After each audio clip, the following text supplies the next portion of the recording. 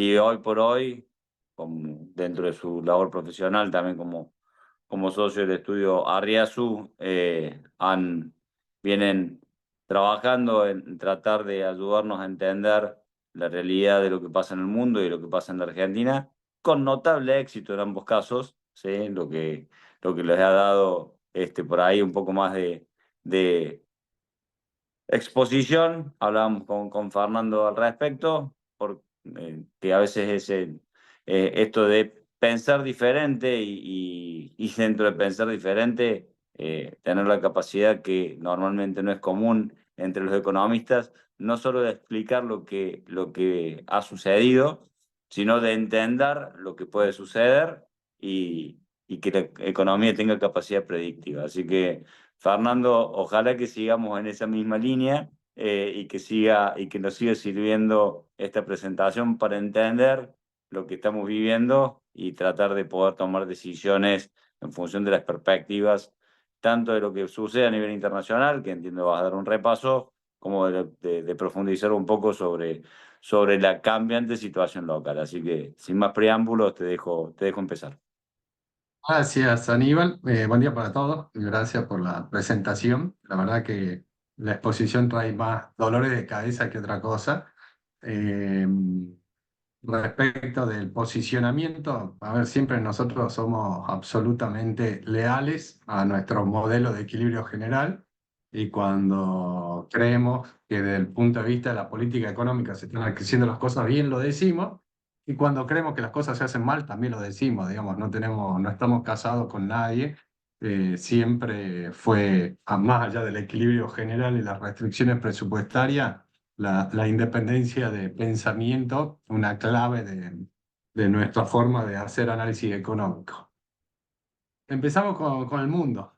El mundo nos levantamos, no la semana pasada, sino la anterior, un lunes a la mañana, con un mundo convulsionado, con lo que se llama en un modo de sell-off. Sell-off vendiendo, parecería vendiendo todo lo que existía. Y básicamente cuando uno trata de ver por qué se llevó a esa situación, esta es la evolución del S&P desde el último año, desde agosto del año pasado hasta, espera que ponga el cursor, hasta el 10 de julio, que no paraba de romper récords. Este es el S&P, pero solamente la parte sectorial tecnológica, claramente rompiendo récords y una tasa de crecimiento muy marcada. Esto es comunicaciones con una evolución parecida a lo de IT, pero un poquito menor. Y esto es el resto del S&P. Digamos, este es el S&P sacando IT, sacando comunicaciones. Lo primero que nos muestra esto, bueno, esta tendencia de un S&P que no paraba de romper récords, pero claramente motorizado por un sector IT y en segunda instancia por lo que era comunicaciones, y que cuando uno sacaba esos dos sectores, algo que veníamos planteando hace tiempo, es que el S&P neto de esos dos sectores de marzo está lateralizado. Tiene volatilidad, sube y baja, pero había dejado de crecer ese S&P. A partir de ahí hicimos un análisis. ¿Cuál es el análisis? Esta línea azul es en 1990 la evolución del S&P, donde el S&P 500 se llama S&P 500 porque pondera las 500 principales empresas de Estados Unidos, pero tiene una particularidad que cuando se arma el índice, la forma en la cual pondera cada una de esas acciones o de esas empresas es por su tamaño, su market capitalization, su valor de mercado. ¿Y qué genera eso? Que cuando una empresa o un sector crece más que el resto, esa empresa o sector va ganando ponderación. Entonces, el índice general empieza a tener mucha incidencia de una empresa o un sector en particular. Para que tengan ustedes una idea, actualmente en el S&P 500, que de nuevo son 500 empresas, Nvidia sola pondera el 7% del índice. O sea, una empresa explica el 7% de las variaciones sobre un índice de 500 empresas. Ahora, esta línea verde, ¿qué es lo que hace? Es el S&P Equal Weight. ¿Qué quiere decir Equal Weight? Que en vez de ponderar por Market Capitalization, acá está ponderado cada empresa 1/500. Entonces, como cada empresa 1/500, cualquier variación en precio de cualquier empresa tiene la misma incidencia en el índice. Ahora bien, dicho eso, lo primero que dijimos fue, che, comparemos los dos índices y veamos cuándo se separó el S&P del Equal Weight. ¿Qué ocurre? Cada vez que el S&P, la línea azul oscura, se separa de la verde, la brecha entre los dos índices crece, que es el área que está abajo sombreada en gris. ¿Y qué ocurre en ese sector? Es que hay un sector o una empresa que es la que está liderando el alza. Por eso el S&P crece más que el Equal Weight. Y cuando hacemos una revisión histórica, ¿qué se ve? Primer gran separación, fin del siglo pasado, principio de este siglo, que había un sector que era las tecnológicas, las .com, que hizo que el S&P se separe completamente del Equal Weight. ¿Cómo terminó ese proceso de ajuste? Con la explosión de las .com. Segundo periodo en los que se separan, 2007-2008, dos sectores lideran el crecimiento, real estate y energía, donde en realidad un poco más que energía es commodity, donde acá la soja valía $650, y cómo terminó con la explosión de la crisis subprime y con la explosión de la burbuja de precios de materias primas. Tercer periodo, acá se ve 2020, empieza el sector de las tecnológicas a liderar el crecimiento y termina explotando con la pandemia. Cuarto periodo, acá menos marcado, pero hay un sector que es el sector energética que lidera la invasión de Rusia a Ucrania. ¿Cómo termina ajustando? Cae el precio del petróleo. Y este es el quinto periodo de disociación entre los dos índices. Ahora, ¿qué planteo yo con este cuadro? A ver, cada vez que tuvimos un sector que lideró el crecimiento, ese sector terminó ajustando con una explosión de la burbuja de sus precios, pero claramente esto no puede servir como para proyectar qué va a pasar, pero se ve que hay una clara correlación. El segundo tema que creo que vale la pena remarcar es que nadie duda de la revolución que hizo en el mundo la aparición de los .com, pero eso generó un alza de precio y luego una explosión. ¿Qué nos quiere decir esto? Que aún si aparece una tecnología, un sector que es disruptivo, revolucionario y que aumenta la productividad, eso no quiere decir que todas las empresas de ese sector vayan a sobrevivir. De hecho, de nuevo, el .com fue una revolución, pero generó una burbuja que finalmente terminó explotando. ¿Por qué? Porque aquí cualquier cosa .com era motivo de compra y después vimos que no todo era sostenible en el tiempo. Dicho esto, ¿cuáles son los datos que empezaron a salir del mercado? Primero salió un dato de PBI, primer trimestre la economía americana creció 1,4, segundo trimestre creció 2,8. Y este 2,8 el mercado lo leyó que, bueno, de nuevo la economía americana está acelerando su tasa de crecimiento y creció el doble del primer trimestre.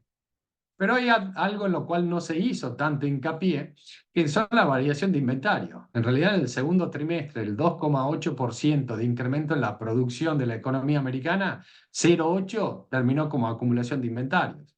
Entonces, si yo me fijo qué pasó con el PBI neto de variación de inventarios, creció el 2%, que es el potencial de la economía americana. En el primer trimestre había crecido 1,8, y cuando nos fijamos el primer semestre, la economía americana está creciendo al menor ritmo desde 2022. Entonces, ya se veía algún indicio de desaceleración, pero que el mercado no le llevó mucho el apunte, pero después empezaron a salir estos datos. Estos son datos de empleo, donde se ve que la economía americana sigue creando empleo, pero menos. Este promedio de 6 meses, promedio de últimos 3 meses, creación de empleo, en niveles mínimos desde lo que es la recuperación post-pandemia.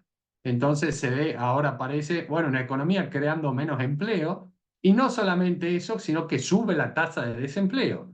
¿Y por qué sube la tasa de desempleo? Porque empieza a aparecer más oferta laboral. Más gente de la que creía post pandemia que no iba a tener que trabajar nunca más en su vida, resulta que ahora tiene que volver al mercado, entonces empieza a aumentar la oferta laboral. Cuando uno dice, ¿y por qué me importa el mercado laboral si el mandato de la Fed es pleno empleo y control de precios? Claramente, por el lado del pleno empleo, es una buena noticia que la economía siga creando puestos de trabajo, pero desde el punto de vista de inflación, lo que es clave es qué pasa no con los salarios, sino con los costos laborales unitarios. ¿Qué son los costos laborales unitarios? Es la masa salarial por unidad de producción. ¿Cuánto me cuesta en mano de obra cada unidad de bien que yo produzco. Y si bien se ve que los salarios en la línea esta colorada están en un nivel por encima o convergiendo a la línea punteada colorada, que es el promedio de 2015-2019, cuando lo ajustamos por productividad, vemos que los costos laborales unitarios se dieron fuertemente y están en los niveles que eran compatibles con una inflación de 2%. Entonces, ¿esto qué dice? La economía está desacelerando y yendo a su potencial, crea menos empleo, más oferta laboral, aumenta la tasa de desempleo y los costos laborales convergiendo a lo que es compatible con una inflación de 2%. Y cuando vemos los índices de precios, el PCE Core trimestral anualizado, que es el índice preferido de la Fed, tendiendo al 2%, que es la meta de inflación, y cuando vemos el CPI Core por debajo del 2%, entonces uno diría, bueno, está todo alineado con lo que es la meta de la Reserva Federal. Y ahí empezó yo creo que el mercado, que estaba con la idea, como veíamos antes, de romper permanentemente récords históricos, con la idea de que los árboles crecen hasta el cielo y no se había dado notificado de que la economía se estaba desacelerando, empezaron a salir datos de desaceleración y creo que el mercado empezó de alguna forma a ajustar las valuaciones a un escenario donde la economía se estaba desacelerando. Pero sobre el llovido, mojado, como suele ocurrir, estas son las tasas de política monetaria de las principales economías de Estados Unidos. Durante la pandemia, tasas muy bajas. Post pandemia apareció la inflación, todos subieron.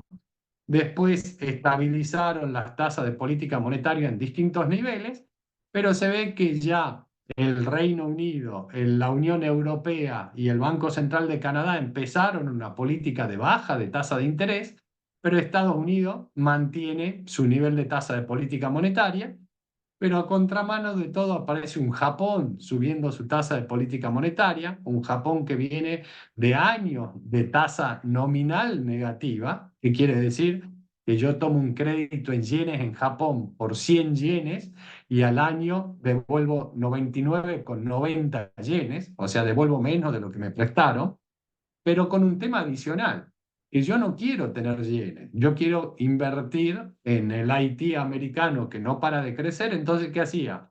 Vendía los yenes, compraba dólares, con lo cual el yen se depreciaba, con lo cual la deuda en términos de dólares era menor todavía, y ese es el famoso carry trade.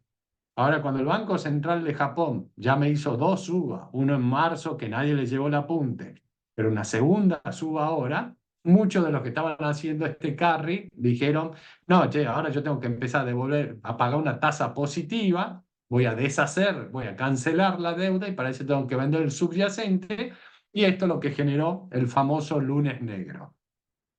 En el mientras tanto, la tasa de política monetaria cayó fuertemente hasta un 3,80, donde se ve un piso muy reticente de la tasa de 10 años, pero claramente esto fue un flight to quality. El flight to quality, vender todos los activos considerados riesgosos e ir a demandar lo que se llama libre de riesgo, donde para el mundo el activo libre de riesgo siguen siendo los bonos del Tesoro americano. Cuando vemos la yield de los bonos del Tesoro americano, la línea amarilla está mostrando cómo está actualmente. El tramo corto, una tasa de 5,25. El tramo de 10 años, ayer estaba de nuevo coqueteando con ese piso de 3,80, la tasa de 10 años. Una pendiente negativa, donde mucha gente dice esto anticipa una recesión. Y la verdad que eso es una correlación, pero no una causalidad. Que la curva tenga pendiente negativa, lo único que me dice es que en el tramo corto estoy haciendo un fuerte apretón monetario y en el tramo largo el mercado está esperando que la Fed resulte exitosa controlando la inflación, con lo cual, digamos, una economía como la americana, con déficit externo y déficit fiscal, tiene que pagar una tasa real positiva. Si la inflación es 2% más una tasa real positiva, y se tiene que ubicar de mediano plazo entre el 3,5% y 4%. Ahora bien, ¿cuándo va a bajar el segmento corto? Cuando la Fed empiece a bajar su tasa de política monetaria. ¿Qué pasó post lunes negro? Esta es la evolución del S&P. Y fíjense cómo cayó el lunes negro y después cómo recuperó y ya está casi en el nivel previo. Esto es la tecnológica, cayó y recuperó, pero no volvió al nivel previo. Y esto es lo que pasó con el de comunicaciones, que cayó y no recuperó. Pero ahora fíjense lo llamativo y nuevo, es que el S&P neto de IT Communications está rompiendo récords. Y esto es algo que hace algunos meses nosotros lo empezamos a plantear. ¿Qué es lo que empezamos a plantear? Esa separación del S&P y del S&P Equal Weight tiene dos formas de ajustar. O sube el resto o cae toda la parte de IT. Entonces nosotros empezamos a recomendar ya hace algunos meses a rotar el portafolio. ¿Qué era rotar el portafolio? Salir de tecnológica y comunicaciones, y como la economía además se estaba desacelerando y el landing es inevitable, después veremos si es soft o hard landing, pero es inevitable que desacelere la economía, ir a acciones de más value. Y eso es lo que empezamos a ver que ocurrió. Esa rotación empezó a funcionar. Todo lo que es el S&P neto de IT Communication está rompiendo récord y los otros, si bien recuperaron, no volvieron a su nivel anterior. Y acá se ve sectores, anticipando la pregunta, ¿y qué sectores? Consumer staple, healthcare, real estate, son los sectores que en agosto mostraron mayor crecimiento en desmedro de otros como Technology Communication, que crecieron menos del 3%, con un S&P que creció al 2% y el Nasdaq al 1,6%. Entonces, de nuevo, esa rotación de portafolio que la esperábamos empezó a rendir sus frutos. Para agregar un tema más en el análisis de portafolio y en la composición de portafolio. Esta es la evolución del S&P de principio de año, este es el Russell, este es el Nasdaq, estos los famosos 7 magníficos, y esta línea amarilla de acá es cuánto rindió el ETF de un bono de 1 a 3 años de plazo. Y uno diría, no, bueno, pero fíjate lo que gané con el, y esto, perdón, de 7 a 10 y esto de más de 20 años. Uno diría, no, bueno, fíjate cómo gané con los 7 magníficos.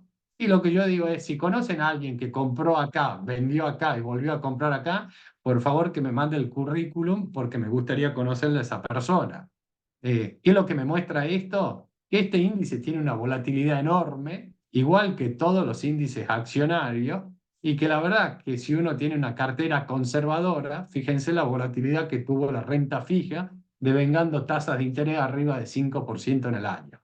Entonces, de nuevo, todos queremos estar montados en la suma esta, pero cuando pasa esto, a muchos se le hiela la sangre, con lo cual, digamos, creo que esos niveles de volatilidad hay que saber entenderlos y hay que saber asumirlos, donde de nuevo nosotros veníamos con portafolios, sobre todo en la parte conservadora, diciendo mucha renta fija, el tramo corto me devenga 5,25, el tramo largo, decíamos, hay un trade entre 3,80 y 4,20. Arriba de 4,20 acumulo, cuando llega a 3,80 vendo. ¿Por qué? Porque se ve que hay un movimiento ahí.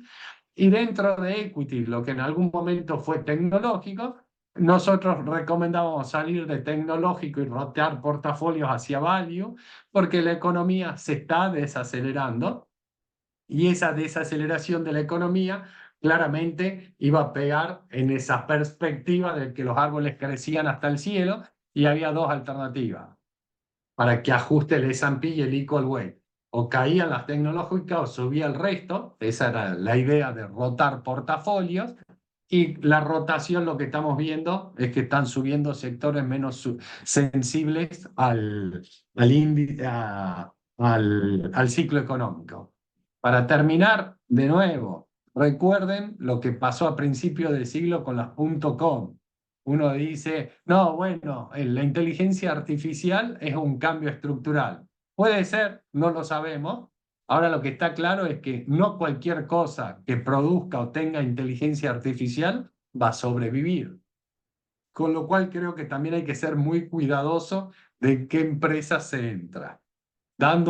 Entrevistando a alguien que hacía inteligencia artificial, me dijo una frase hace varios meses, hace como 6 meses, que me pareció buenísima. Dice, mi abuelo siempre decía que en la fiebre del oro el que se hizo rico no fue el buscador de oro, sino el que vendía picos y palas.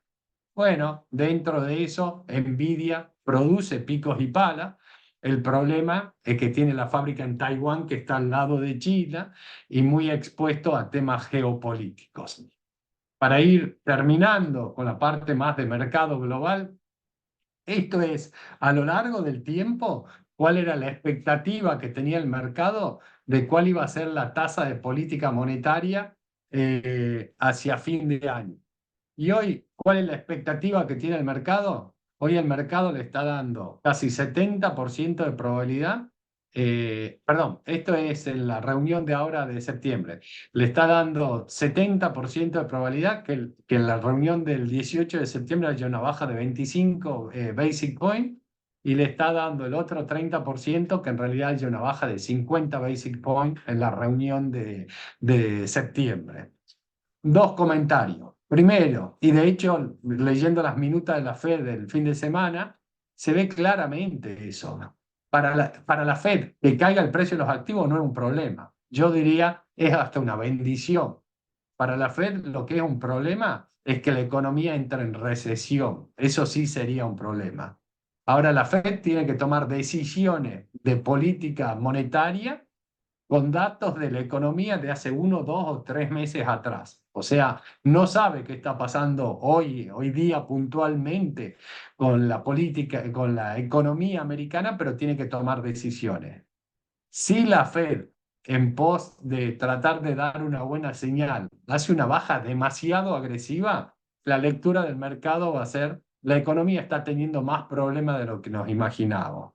Entonces, ¿qué creo? Que lo más probable es que haya una baja de 25 basic points en la reunión de septiembre y las otras dos van a estar claramente influenciadas por los datos que vayamos conociendo día a día de la economía americana, donde de nuevo tienen que tomar decisiones respecto de una situación de la economía que hoy no se conoce, pero que hay algunos indicadores, como lo mencioné varias veces, que tener una tasa al 5,25% con una inflación que está yendo al 2%, la tasa real de interés es 3,25 y una tasa real de interés de 3,25 claramente lastima, más allá de que el leverage en la economía americana actualmente es muy bajo, pero se ve deterioro en la cartera crediticia de créditos personales, de tarjeta de crédito, una crisis en el sector del real estate comercial. Se ve la oferta de autos en Estados Unidos con tasas bajas y precios bajos. Claramente están produciendo y no hay demanda. O sea, claramente la desaceleración se está viendo. Yo diría el escenario base es de soft landing, pero con una probabilidad que haya un hard landing. Y siempre me gusta una cita de una conferencia de prensa que le hicieron a Greenspan en algún momento, y él decía, bajar la tasa de política monetaria es como aterrizar un jumbo mirando los espejos retrovisores. Yo la información que tengo, lo único que veo son los espejos retrovisores y adelante está la pista y tengo que ver cómo voy a hacer para aterrizarlo. Por eso, muchas veces los procesos de landing terminan siendo de hard landing, porque la Reserva Federal prefiere pecar de prudente, o sea, mantener la tasa por más tiempo elevada, que anticiparse bajando la tasa y si después vuelve a aparecer presiones inflacionarias, tener que volver a subirla y ahí el costo es en credibilidad.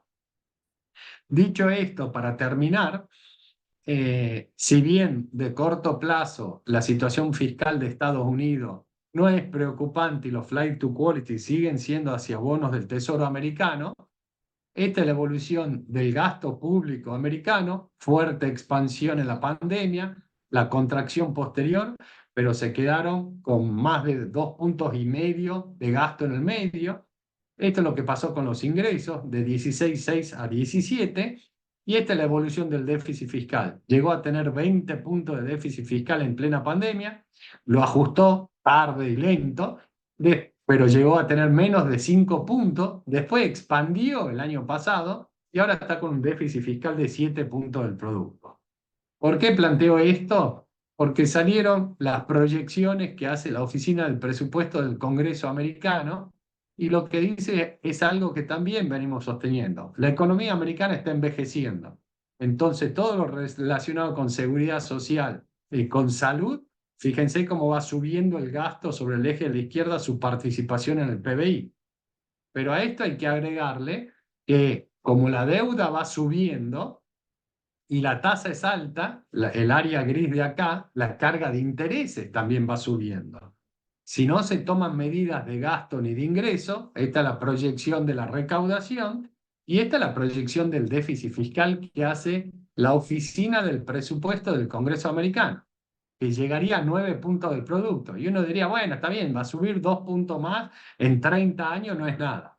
Pero todos los años hay que financiar el abajo de la línea de esta línea colorada. Entonces, ¿qué te dice la Oficina del Presupuesto? Esta es la proyección de la deuda del gobierno americano. En 30 años podría llegar a ser casi 170 puntos del producto.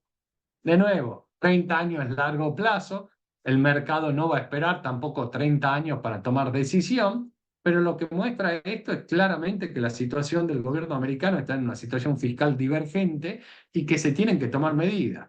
Y que cuando uno lo escucha a los candidatos que tiene actualmente la próxima elección, ninguno está hablando de un ajuste fiscal. Entonces, de nuevo, el dólar sigue siendo refugio de valor. Cuando hay un flight to quality, todos salimos corriendo a comprar bonos del Tesoro americano, pero el gran activo que tiene la economía americana es que no tiene competencia, porque no me voy a comprar bonos del gobierno chino, porque no sé cómo manejan las cosas, no de Europa, porque está en medio de una guerra, no me vea el franco suizo porque es un mercado muy chico, pero se empiezan a ver algunas pequeñas cositas, que es el oro subiendo, digamos, algunos activos en particular que la gente puede pensar que en algún escenario son refugio de valor, se ve que también están rompiendo récords. De nuevo, es clave que la economía americana, el gobierno americano, haga un ajuste de su situación fiscal porque está en una situación divergente. Dicho esto, vamos a Argentina. Perdón, si uno piensa en economías emergentes en general, estamos diciendo el mundo por lo menos desacelera y está el riesgo que la locomotora del mundo vaya a un hard landing. Claramente no es el escenario más favorable para economías emergentes o para Latinoamérica. Lo segundo que estamos diciendo es, si hay una desaceleración, podría no ser un mal escenario para el precio de los activos en emergente, pero si hay un hard landing, claramente se va a salir a buscar cobertura y ahí tenés un flight to quality. Y lo tercero, ¿qué puede pasar con el precio de las materias primas? Claramente lo relacionado a LATAM y fundamentalmente a Argentina está en mínimos. Parecería que a partir de ese mínimo debería tender a estabilizarse el precio, no se ve margen para que sigan cayendo los precios. Eh, y eventualmente un Trump que su política económica es de un dólar débil y tasa real de interés negativa, eso podría llevar a una depreciación del dólar y una depreciación del dólar se asocia a la suba de precio de materias primas. Entonces, digamos, en ese escenario nos podríamos ver favorecidos por una recomposición de precios el año que viene, no de corto plazo. Respecto de Argentina. A ver, venimos planteando hace tiempo que el objetivo del programa es eliminar la inflación, solucionar los problemas del sector externo y hacer una realineación de precios relativos. Para eso hay que tener presente que Argentina es un país bimonetario y esta es gran parte de la discusión que lo que planteaba Aníbal de estar en la vereda del frente, yo diría con el Fondo Monetario y gran parte de los colegas. Digamos, cuando una economía es bimonetaria, uno necesita estabilizar el mercado de pesos, pero también estabilizar el mercado de dólares. ¿Cómo estabilizo el mercado de pesos? Con superávit fiscal. Y el mercado de dólares interviniendo, comprando y vendiendo dólares en el mercado de cambios. ¿Cuál es el gran problema argentino? El déficit fiscal. Clave eliminar el déficit. El gobierno asume y dice vamos a implementar dos anclas, un ancla fiscal y una cambiaria. Dentro del ancla fiscal, lo que está planteando el gobierno es básicamente, inicialmente dijo, vamos a mejorar la recaudación 2,2 puntos del PBI, como básicamente con impuesto país, con la mejora del agro iban a subir las retenciones, iba a reducir el gasto 2,8 puntos del producto, el gobierno, el Congreso le volteó parte del ajuste de recaudación. ¿Qué hizo el gobierno? Dijo, te ajusto más el gasto. Entonces el ancla fiscal es clave y creo que el compromiso es también, a ver, que el compromiso es pleno. Y este es el tema del ancla cambiaria, donde inicialmente se hizo una devaluación a 800 del tipo de cambio, un overshooting, y después el crawling al 2%. Ahora, hay un tema adicional en Argentina, que es lo que Ricardo llama la calecita de precio relativo. ¿Cómo funciona la calecita de precio relativo? Viene el gobierno y dice, te voy a devaluar 40% el tipo de cambio oficial, se devalúa un poco el tipo de cambio blue. ¿Por qué? Porque tengo un retraso de tipo de cambio y eso ya me empieza a generar algo de inflación. ¿Por qué? Porque todos los bienes exportables e importados ajustan por tipo de cambio. Entonces ya me genera una ronda de inflación y empiezan a caer los márgenes del sector privado. Ahora, y cuando vemos, mejoro el tipo de cambio relativo, pero como la economía fija precio relativo, mejoro el tipo de cambio y se deterioran salario y tarifa. Ahora sobre eso viene el sector productor de servicios públicos y dice, tengo retrasada la tarifa, me devaluaste y me encareciste el costo del gas y del petróleo, estoy retrasado, tengo que ajustar. Entonces subo las tarifas y ¿qué hace? Me sube un poco más la inflación. Ahora, cuando se sube la inflación, parte de la mejora del tipo de cambio real la pierdo, mejoré tarifas reales y los salarios reales están mucho peor que antes. Entonces, después que viene el asalariado y dice, no, me están matando con los salarios, hay que ajustar los salarios. Justo salario, eso me genera más inflación, la mejora del tipo de cambio real se deteriora más, pierdo parte de la mejora de las tarifas reales y los salarios reales que eran negativos ahora son neutros. Mejoró los salarios reales. Pero el sector privado sigue con márgenes negativos. Entonces, ¿qué dice el sector privado? Pará, me subiste tipo de cambio, me subiste los servicios públicos, me subiste los salarios y yo no me puedo quedar atrás. ¿Qué hago? Ajusto los márgenes, me genera más inflación, pero al final del día, ¿cuál es el gran tema? Que la mejora de precio relativo, inicialmente el tipo de cambio real, casi que terminó sin mejora de tipo de cambio real, las tarifas perdieron su mejora y los salarios también. Entonces le metí 40 puntos de inflación a la economía esta y resulta que no mejoré los precios relativos. Entonces, ¿qué ocurre ahí? Ahí viene algún colega y dice, el problema es que devaluamos poco. Entonces, ¿qué hay que hacer? Y devaluemos de nuevo. Ahora, cuando devaluemos de nuevo, ¿qué va a pasar? Y lo más probable es que después vengan los servicios públicos y haya que ajustarlos, después los salarios y después los márgenes. Y esa es la calecita del precio relativo que en Argentina no se logra romper y como no se rompe, todo el tiempo estamos con la sensación de que la última devaluación fue poco y hay que hacer una próxima devaluación. ¿Cómo viene funcionando el programa? Esta era la proyección de inflación, perdón, estos son los datos de inflación desde diciembre hasta julio, donde inicialmente una fuerte aceleración y después iba convergiendo actualmente al 4%. Y esta es la proyección que hicimos nosotros el 20 de diciembre del año pasado. Fíjense con la similitud entre los datos, incluso en los últimos dos datos le pegamos hasta el primer decimal. Y digo, le pegamos porque le pegamos, podría estar un poquito arriba, un poquito abajo. De hecho, acá nosotros creíamos que el ajuste de tarifa iba a ser más rápido y el gobierno no lo hizo tan rápido, por eso la inflación estuvo por debajo. Después nosotros creíamos, todo se hizo en diciembre, creíamos que iba a frenar el ajuste de tarifa y acá lo aceleraron, con lo cual compensaste parte de esto acá. Y acá los últimos datos van convergiendo.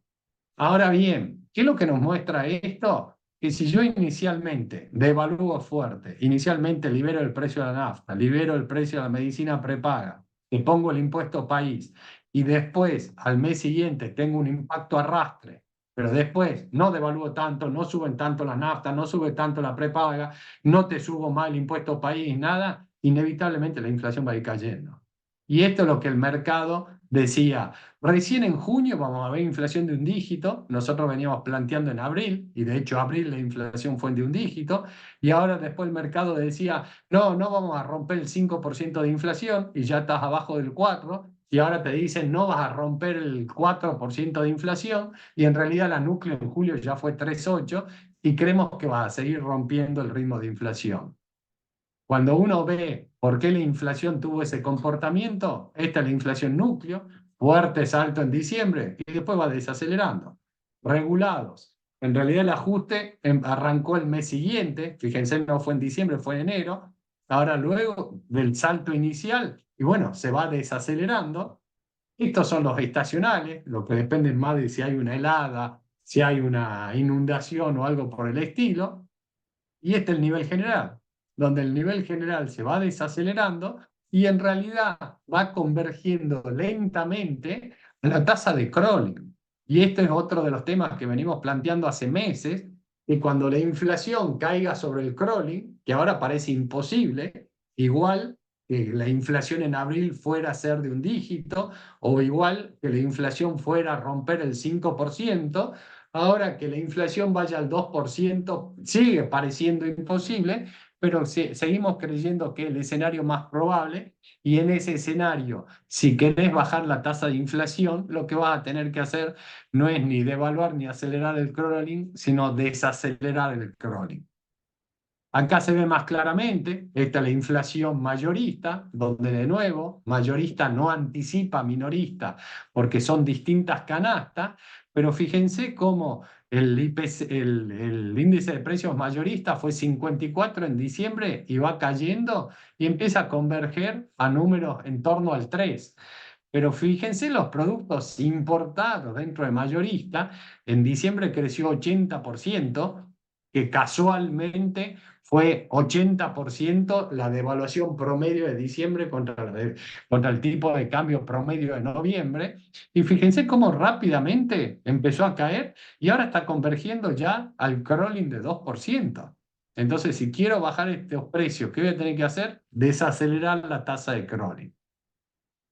Ahora, más allá de que ese es nuestro pensamiento coincidente con lo que está planteando este gobierno, eh, la pregunta es si esa política monetaria o cambiaria puede ser forzada a cambiar por el mercado. Y para eso hay que tener muy en claro qué es la balanza de pago. La balanza de pago es donde se resumen todas las operaciones que hacen los residentes en el país respecto a los no residentes del país. Entonces, la balanza de pago lo que me explica es lo que pasa con los dólares en la economía esta.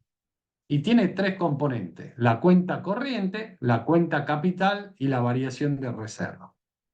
¿Qué es la cuenta corriente? Es una identidad contable. Es la diferencia entre los flujos de ingreso y egreso que tiene el país respecto al resto del mundo. Y esto, digamos, no tiene nada que ver con competitividad. Muchas veces decimos la cuenta, se atrasa el tipo de cambio, entonces eso nos genera un déficit en cuenta corriente.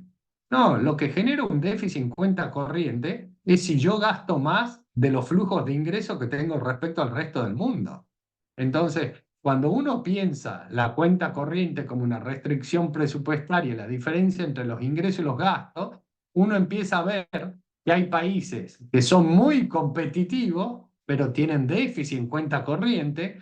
¿Por qué? Porque el país gasta más de lo que le compra, de lo que le vende al resto del mundo, o países que no son competitivos, pero tienen superávit en cuenta corriente. ¿Por qué? Porque son prudentes. Entonces, el resultado de la cuenta corriente depende de la prudencia o imprudencia. ¿De quién? Del sector público más del sector privado. Entonces, cuando uno piensa la cuenta corriente, que es lo que hace el sector público más el sector privado, y tengo un sector público que me está reduciendo el déficit fiscal 5 puntos respecto al año pasado, y esto me empieza a explicar por qué la cuenta corriente es superavitaria. Y cuando veo el sector privado, empieza la segunda pregunta. Sí, el sector privado, bueno, el sector privado el año pasado, Argentina tuvo un déficit en cuenta corriente de más de 20.000 millones de dólares y este año estamos proyectando un superávit de casi 10.000. O sea, un cambio de 30.000 millones de dólares del déficit al superávit de este año. 5 puntos del producto lo explica la reducción del déficit fiscal y el resto, la mejora de la cosecha respecto a la sequía del año pasado. Entonces, primero, tenés superávit en cuenta corriente y la pregunta es, ¿y el año que viene Y el año que viene, lo que estamos viendo es que la dinámica de la balanza comercial energética, que el año pasado fue cero, este año es entre 6 y 7 mil millones de dólares superavitario. Para el año que viene tenemos unos 6 mil millones adicionales de superávit en la balanza comercial energética. Y si el gobierno persiste en el ajuste fiscal, lo que estamos diciendo es que esto es cero y habrá que ver qué hace el sector privado, pero teniendo en cuenta fundamentalmente la dinámica energética. Segundo punto, la cuenta capital, que depende de confianza o desconfianza. Si hay confianza, me entra en capital del país; si hay desconfianza, me sale en capital. En Argentina todos los años salen más o menos 20 mil millones de dólares de capitales hacia el extranjero, que es el sector privado, que cuando tiene un peso de ahorro para irse lo más lejos de la posible confiscación que hace, compra dólares. Bueno, esa es la desconfianza y la salida de capital. Este año se está desacelerando la salida de capitales. Y el tercer punto es la variación de reserva, donde la compra de dólares que hace el Banco Central en el mercado de cambio no tiene que ver con las exportaciones o las importaciones, sino qué pasa con la demanda de base respecto de la oferta de pesos que hace el Banco Central. Entonces, ¿qué me determina la variación de reserva?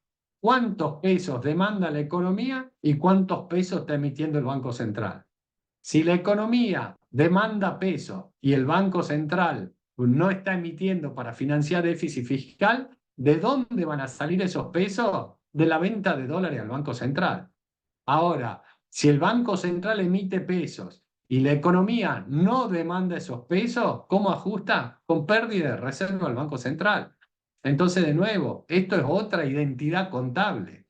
Y, a ver, ¿influyen exportaciones e importaciones? Sí, obviamente. Pero si yo exporto, pero importo mucho más, voy a tener un déficit en cuenta corriente. Y si la gente no demanda pesos, voy a tener desacumulación de reservas.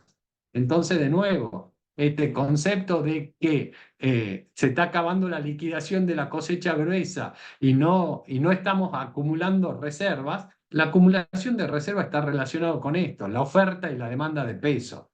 Y otro error es cuando dicen se está acabando la cosecha gruesa y no digamos, no compro reserva, no tengo superávit cambiario comercial, en realidad también te estás perdiendo una estacionalidad. ¿Qué estacionalidad?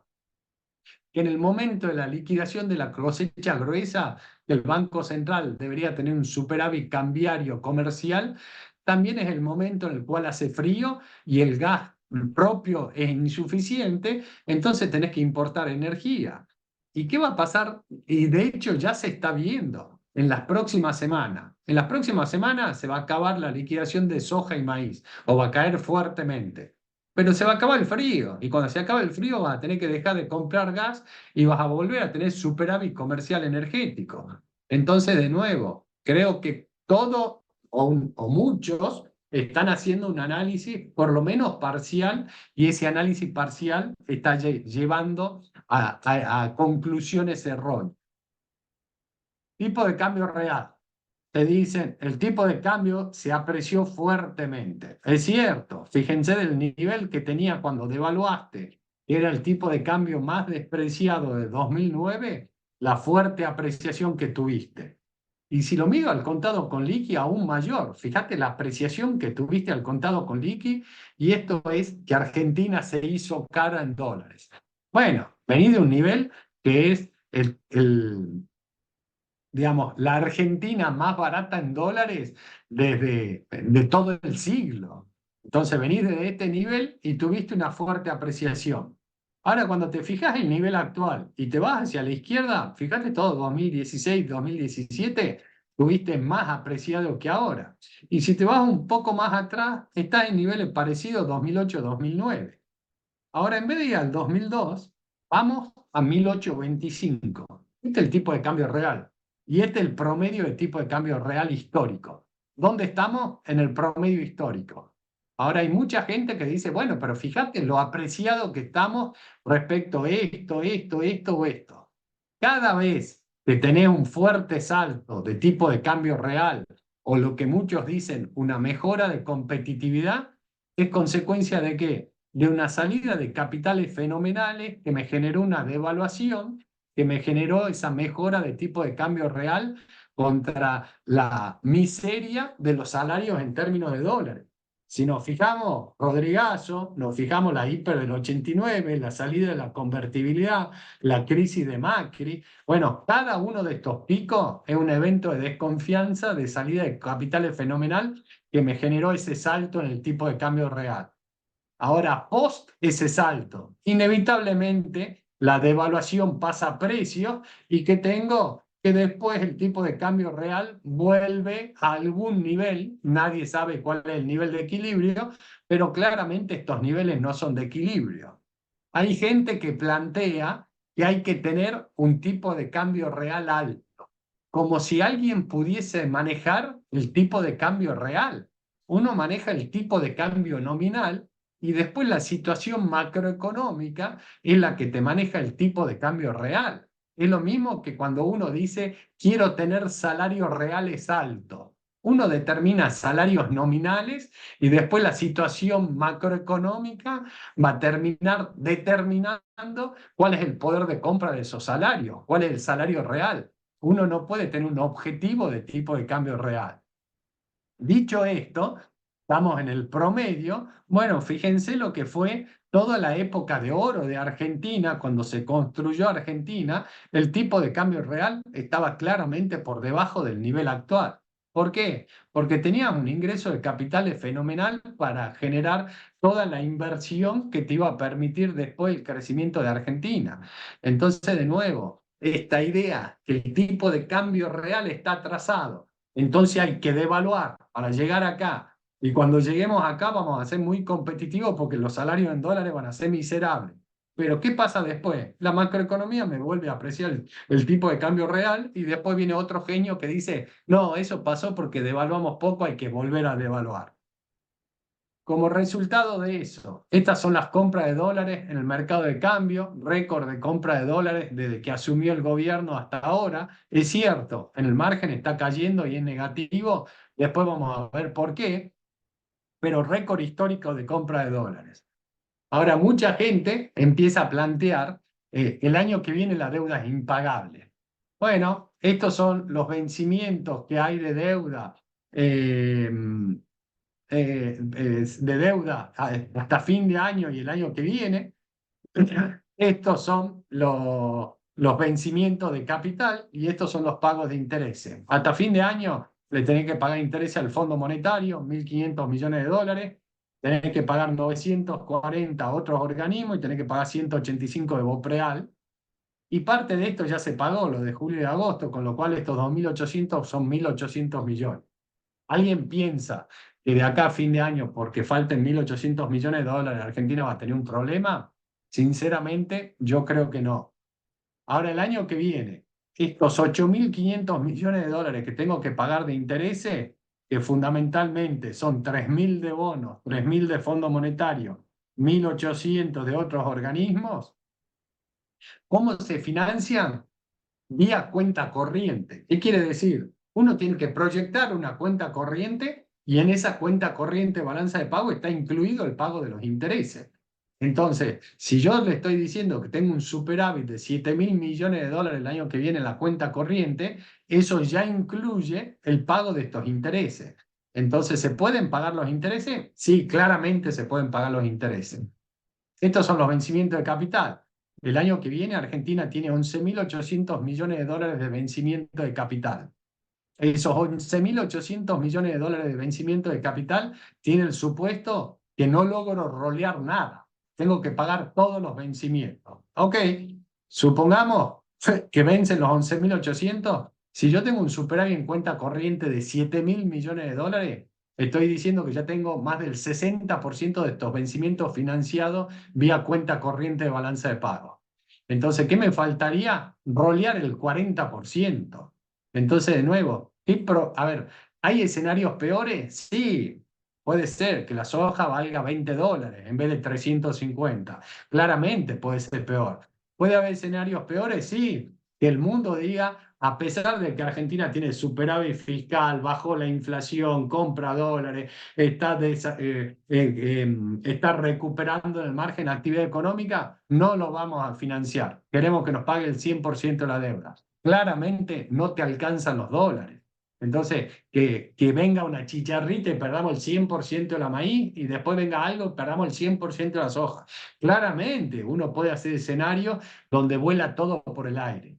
Ahora la pregunta es, ¿qué probabilidad le estamos dando a eso y cuáles son los supuestos que hay detrás de las proyecciones que hace cada uno?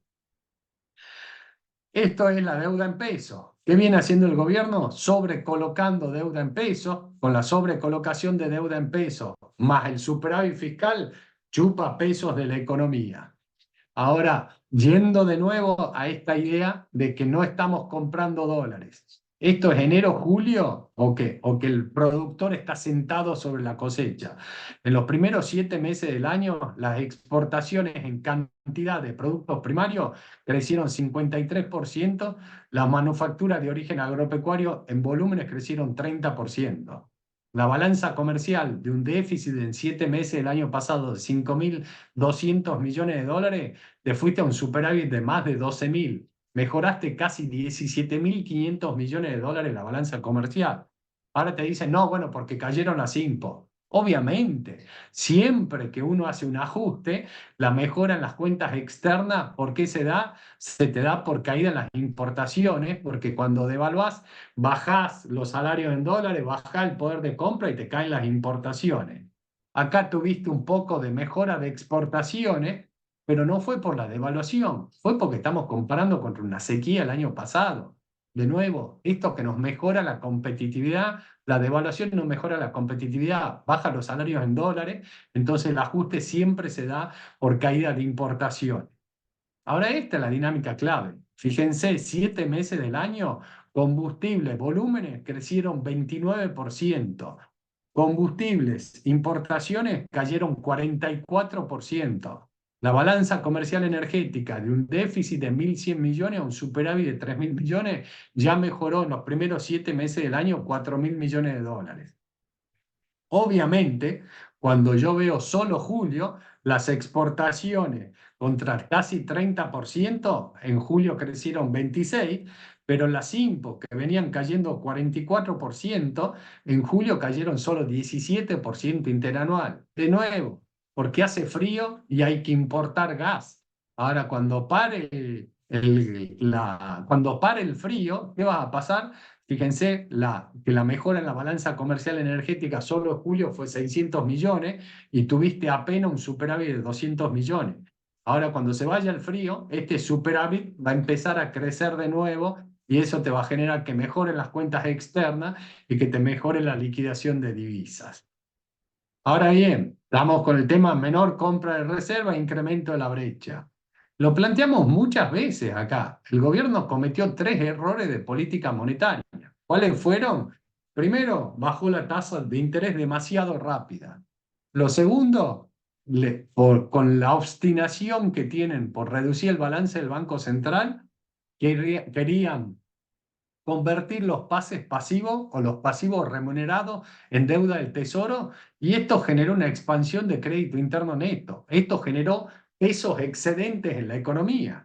Y cuando hay pesos excedentes en la economía, como veíamos hace un rato, me genera pérdida de reserva. Y lo tercero, la conferencia de prensa fallida para explicar el nuevo esquema monetario cambiario. ¿Cuáles fueron los últimos anuncios que hizo el Banco Central? Se eliminaron los pasivos remunerados, o sea, todo lo relacionado con la emisión de deuda del Banco Central. El Banco Central tenía deuda del gobierno, se canjeó esa deuda por LEFIS, que es una deuda nueva del gobierno, o sea, en términos netos, estás cambiando una deuda por otra. Y después le dijo a los bancos, cancelame los pases pasivos, que era deuda del Banco Central, y a cambio te pongo un bono del gobierno. De nuevo, ¿está subiendo la deuda? No, no está subiendo la deuda. Está cambiando la composición. Antes era deuda del Banco Central en la forma de LELIX o pases pasivos. Ahora eso se convirtió en LEFI, que es una deuda del gobierno. Si yo consolido todo el sector público, Banco Central más Tesoro, la deuda no está subiendo. Y no solo eso, sino que como el gobierno está sobrecolocando deuda y no tiene déficit fiscal, está acumulando depósitos tanto en el Banco Central como en las entidades financieras. Entonces, si uno le netea la creencia, la deuda en términos del PBI hasta está cayendo en el margen.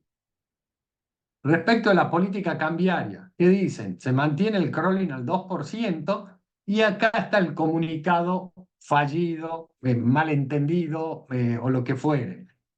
Inicialmente el Banco Central dijo que iba a esterilizar toda emisión como contraparte de dólares de la compra de dólares en el MUL, vendiendo esos los dólares en el MEP o en el contado con liquidación, y que por la diferencia de cambio iba a acumular reservas.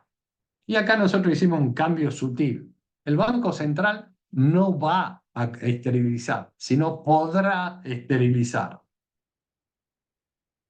Reiteradamente vimos el balance del Banco Central. Tener reserva y crédito que le das al gobierno, base monetaria y otros pasivos. Donde, ¿qué hizo el gobierno? Eliminó el déficit fiscal. Entonces, esto no hay más crédito al gobierno. Eliminó los pasivos remunerados. Entonces, esto desapareció del balance del Banco Central. Pero con un tema adicional, como tiene superávit fiscal y tiene sobrecolocación de deuda, el gobierno le está devolviendo pesos al Banco Central y le está cancelando deuda. Entonces ahí ya tengo que el balance se está achicando. La diferencia entre el crédito y el otro pasivo es el crédito interno neto. ¿Y qué es lo que hizo el gobierno? Lo que hizo el gobierno con la última medida fue una medida que sigue la línea de la eliminación del cepo, pero esa medida en la línea de eliminación del cepo con absoluta discrecionalidad. Nosotros también acá lo hablamos muchas veces. Dijimos, hay un problema con el cepo. ¿Cuál es el problema? El exportador está obligado a venderle dólares al Banco Central.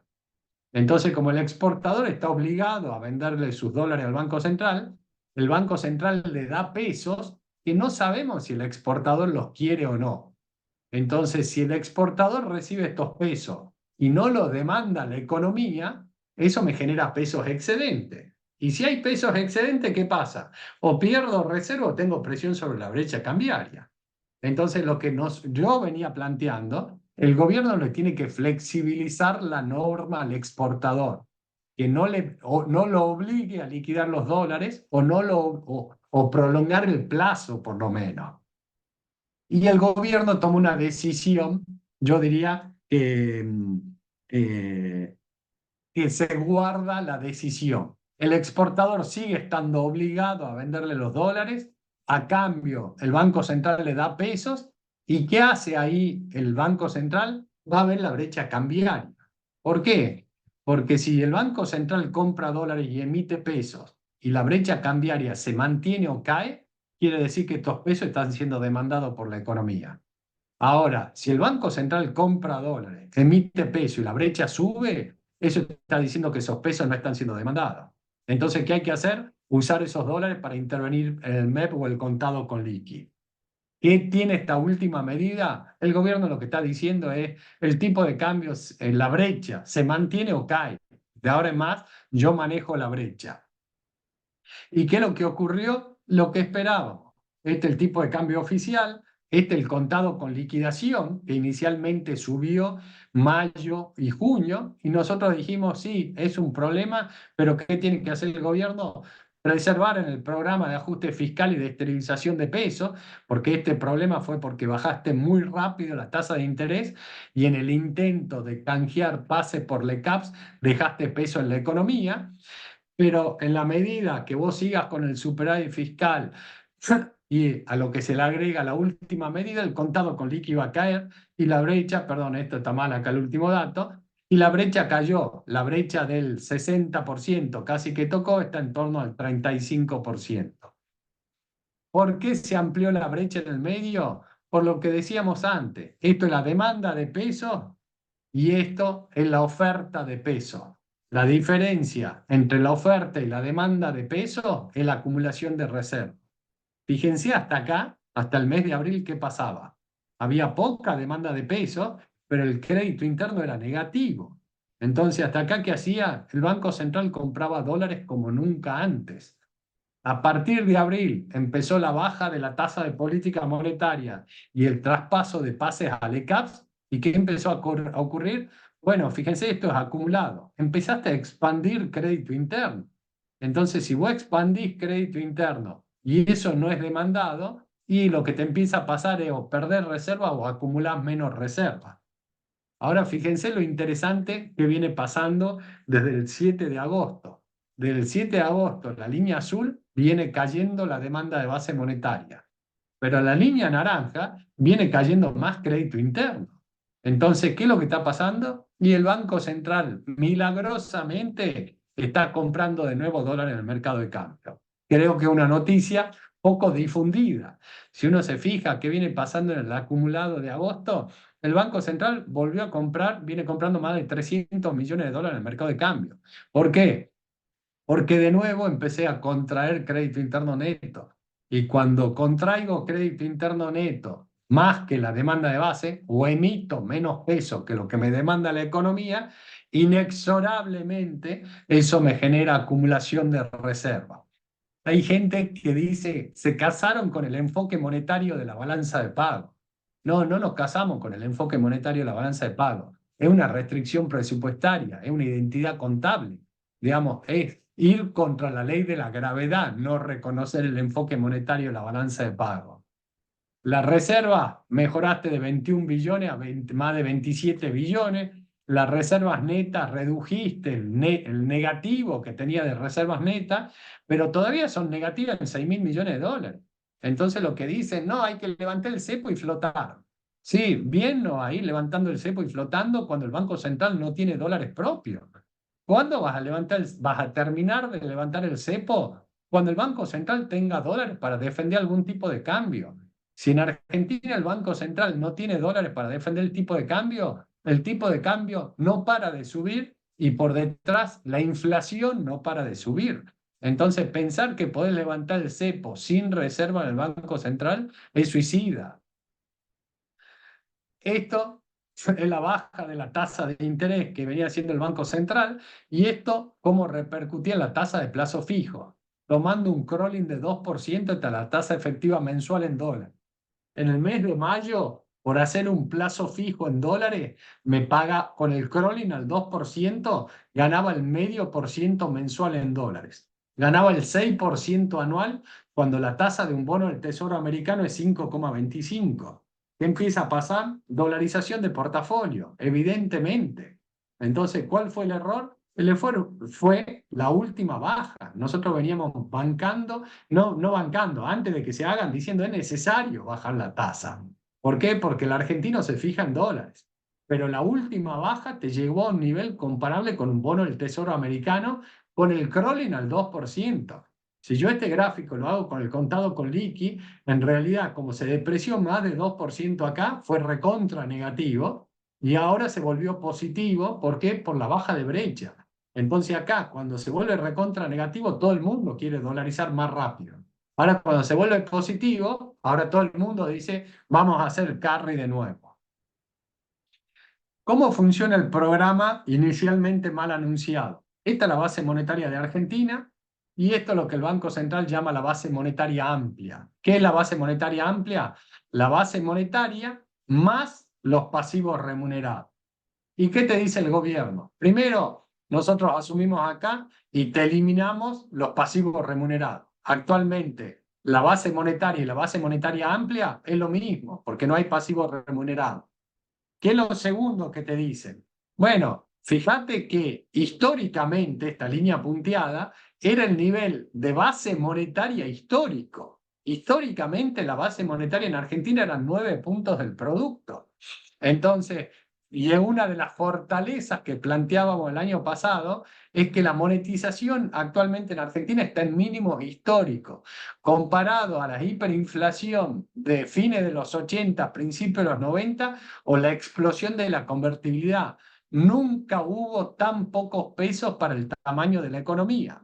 Actualmente estamos en 3,2% del PBI. Ahora bien, el anuncio inicial como parecía que el Banco Central iba a comprar dólares y emitir pesos en el oficial, e inmediatamente iba a salir a esterilizar todos esos pesos, eso te hacía que la base monetaria no podía crecer. Ahora, si la base monetaria, si hay demanda de peso y el Banco Central no la satisface, eso me genera recesión y deflación. Y nadie quiere eso. Entonces, ¿cómo funciona el esquema? El Banco Central te dice, yo estoy dispuesto a satisfacer la demanda de base hasta llegar al promedio histórico. De nuevo, llegar al promedio histórico es triplicar el nivel actual de base monetaria. Ahora, ¿cómo lo voy a hacer? Lo voy a hacer siempre y cuando yo le compre dólares al exportador, emita peso y vaya a ver la brecha y la brecha esté estable o cayendo. Porque si la brecha está estable o cayendo, estos pesos me lo está demandando la economía por un tema que se está remonetizando. Ahora, si yo compro dólares, emito peso y la brecha sube, eso es lo que me está diciendo que esos pesos no están siendo demandados, entonces ahí sí tengo que esterilizarlos. Para que tengan una idea ustedes de cómo funciona esta identidad contable. Esta fue la demanda de base monetaria el año pasado y esta fue la expansión de crédito interno neto. Cuando uno dice, ¿por qué el Banco Central perdía dólares el año pasado? Porque todo esto fue la emisión de pesos que hizo el Banco Central para financiar la expansión fiscal que estaba haciendo el gobierno por el año electoral y la gente no demandaba pesos. Entonces, la diferencia, ¿dónde iba a parar? A pérdida de reserva. Esta es la proyección que tenemos en el área sombreada de demanda de base nosotros el resto del año, y esto es la proyección que tenemos de crédito interno neto. La diferencia entre los dos, que es acumulación de reserva. Está bien, uno puede decir, el gobierno se vuelve loco y va a expandir el crédito interno, bueno, va a perder reserva. O uno puede decir, la economía se viene monetizando, pero se va a dejar de monetizar. La gente no va a querer tener peso, entonces esto cae. Entonces, de nuevo, como es una identidad contable, vas a desacumular reservas. Ahora, acá, ¿qué estamos suponiendo? Bueno, la evolución fiscal del gobierno hace que no expandas mucho crédito interno neto y estamos suponiendo una demanda de base menor a la que viene ocurriendo. Estamos desacelerando la demanda de base. Y eso nos genera para el resto del año compra de dólares en el mercado de cambio por 6.000 millones de dólares. Hay gente que dice, che, ahí están diciendo que vas a acumular 6.000 millones de dólares de reservas. No, son dos cosas distintas. Estas son las compras en el mercado de cambio. Después, si hay que pagar intereses, si hay que pagar deudas, si hay que pagar organismos internacionales y todo, esas son otras operaciones que no tienen efecto monetario y son las que al final del día te terminan explicando qué es lo que pasa con las reservas. Actividad económica. Estos son los factores que te determinan actividad de corto plazo. Entra o salen capitales, qué le pasa a los precios de los productos que el país exporta e importa y cómo le va a los socios comerciales. Esto se está desacelerando, esto cayeron respecto al año pasado y capitales están saliendo menos capitales que el año pasado. ¿Cómo es la política fiscal? Claramente contractiva, porque estoy ajustando. La política monetaria y crediticia fuertemente expansiva. Y el clima este año te está ayudando. Cuando veníamos diciendo parte de la recuperación se va a dar por la expansión de préstamos y nos decían, ¿quién va a dar préstamos? Bueno, esta es la evolución de préstamo contra depósito. ¿Por qué préstamo contra depósito?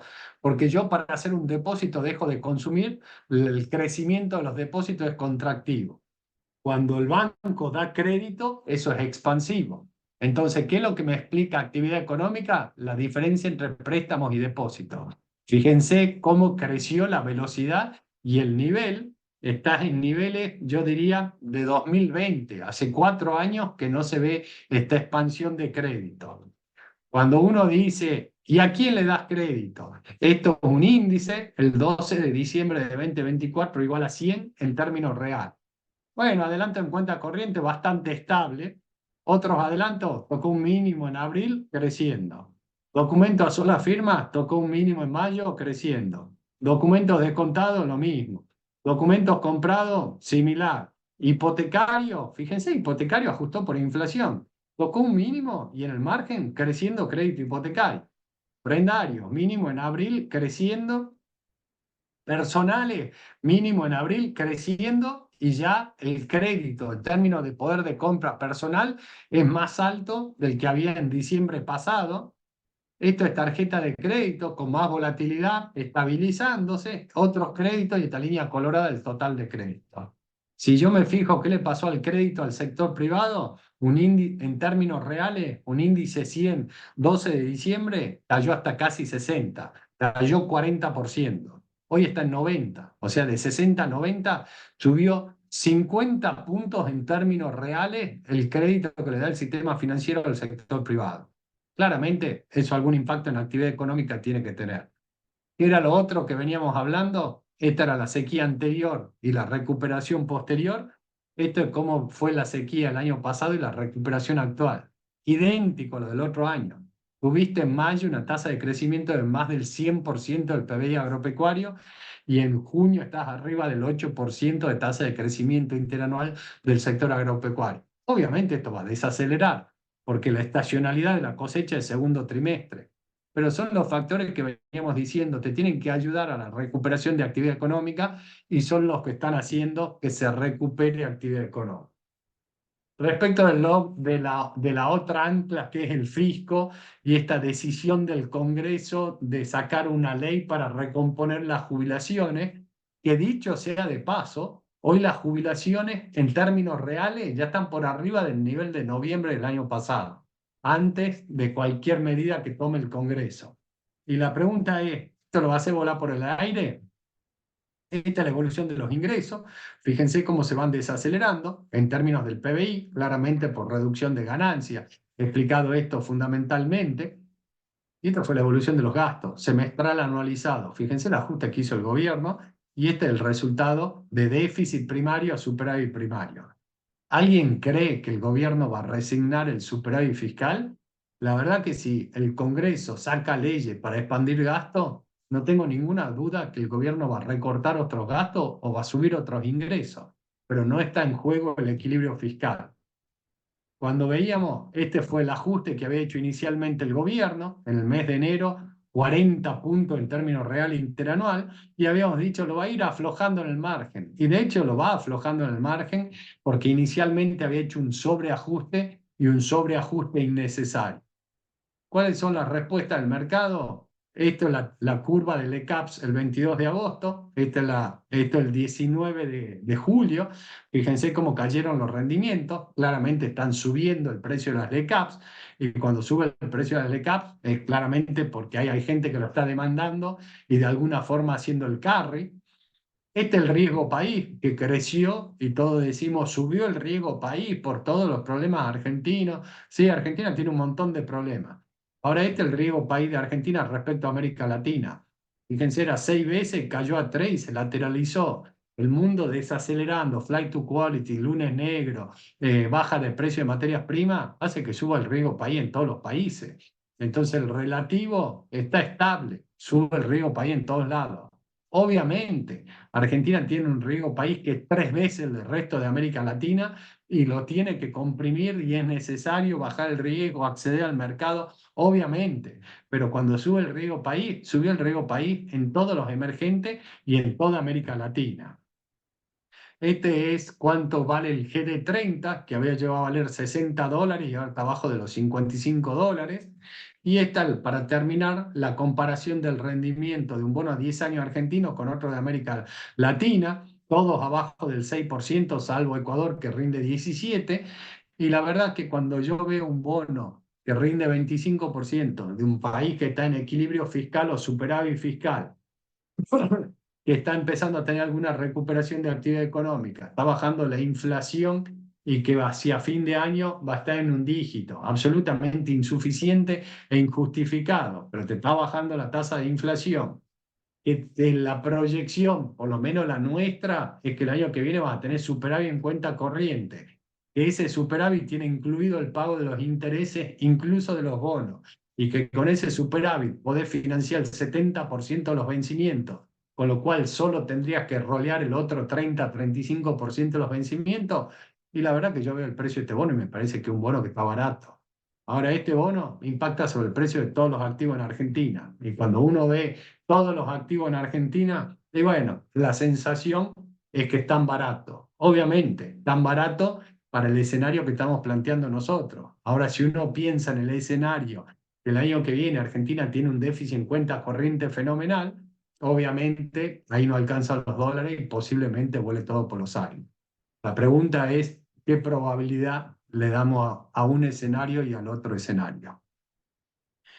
Dejo de compartir y quedo abierto a preguntas, consultas, comentarios.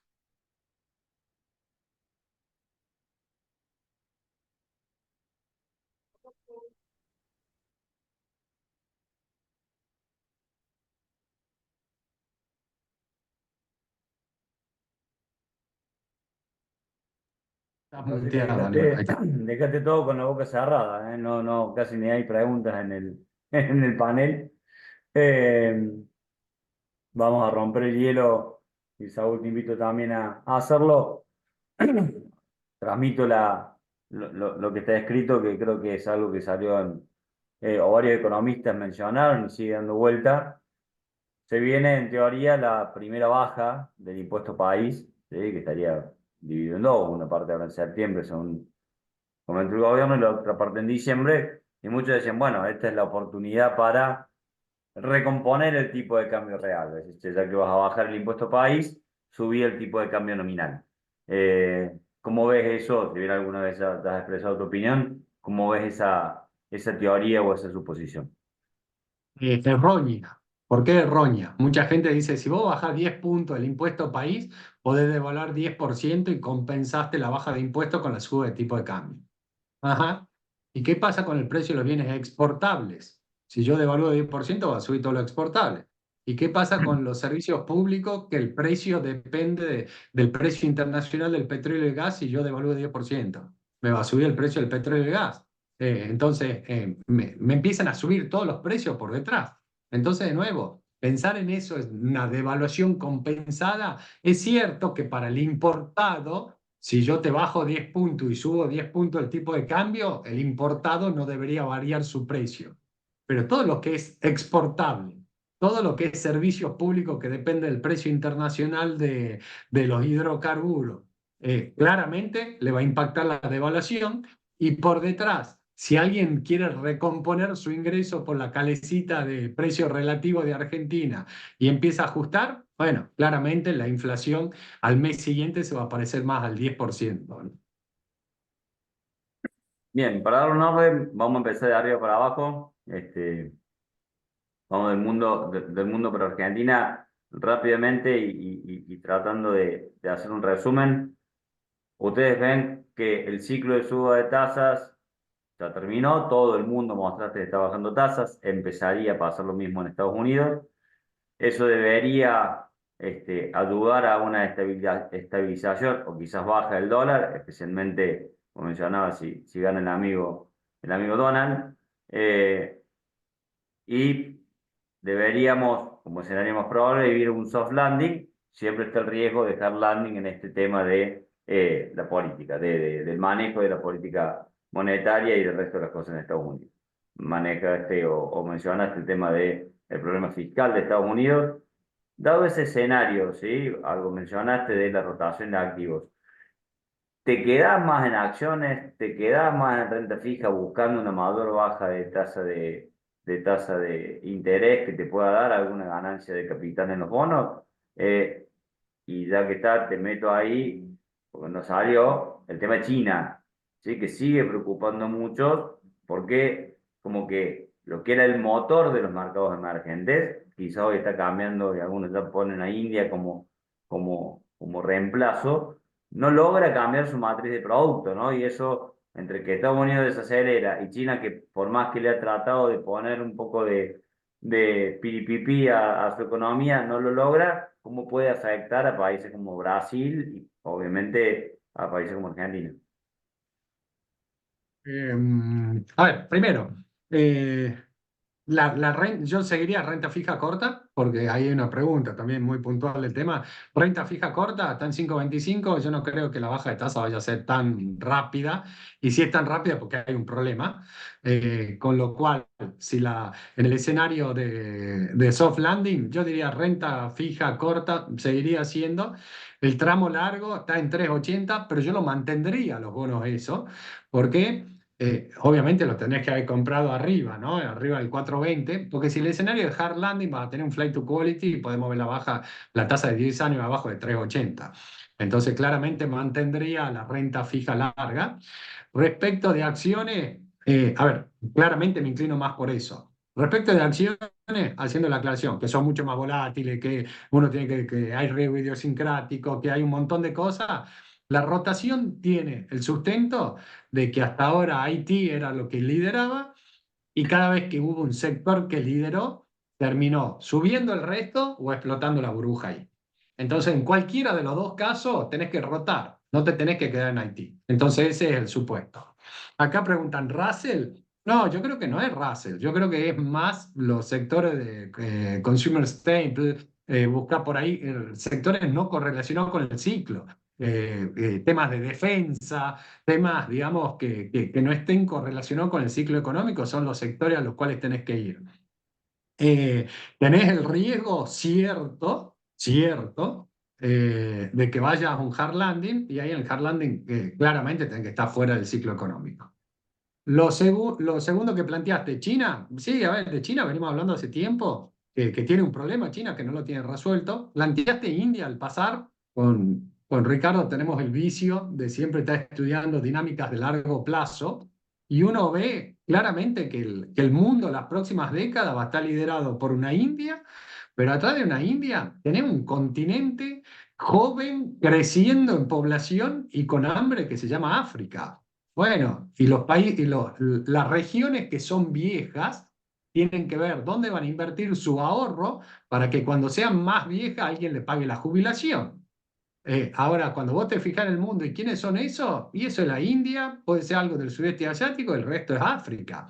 Entonces, bueno, esas grandes dinámicas claramente generan un montón de cambios, no solamente económicos, sino políticos, religiosos, culturales, sociales, que son fenomenales y que uno lo resume al final en un chiste de lo que era la selección de Holanda hace 40 años y lo que es la selección de Holanda ahora.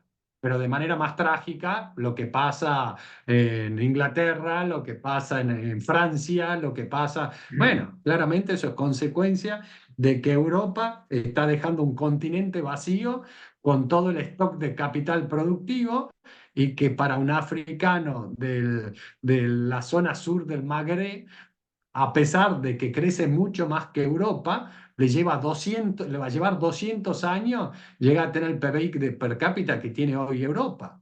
Entonces, cuando vos le preguntás a ese africano retóricamente, ¿esperas 200 años o te subió una balsa y rezás para que no se hunda y llega a Europa que está vacío? Y bueno, desde la racionalidad la gente dice, me subo a una balsa. Uno dice, ¿cómo puede ser que se suban a esa balsa? Y sí, sí, está el paraíso del otro lado, digamos. Tocaste un tema adicional que es Brasil. Brasil tiene un tema preocupante. ¿Cuál es preocupante? Que hoy Brasil está con un déficit fiscal de 10 puntos del producto. ¿Por qué tiene 10 puntos del producto de déficit? Son 3 de déficit primario y 7 de carga de intereses.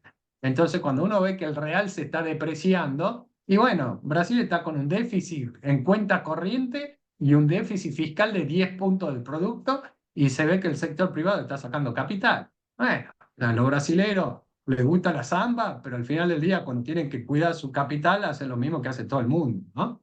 Entonces, cuando uno ve la depreciación del real, bueno, la depreciación del real está explicado por eso. Y si le pone una soja barata que le preocupa, una China que tira menos, donde Brasil es un gran exportador de minerales metalíferos, bueno, claramente no es el mejor mundo para Brasil tampoco. Raúl, Creo que no se me pasó nada.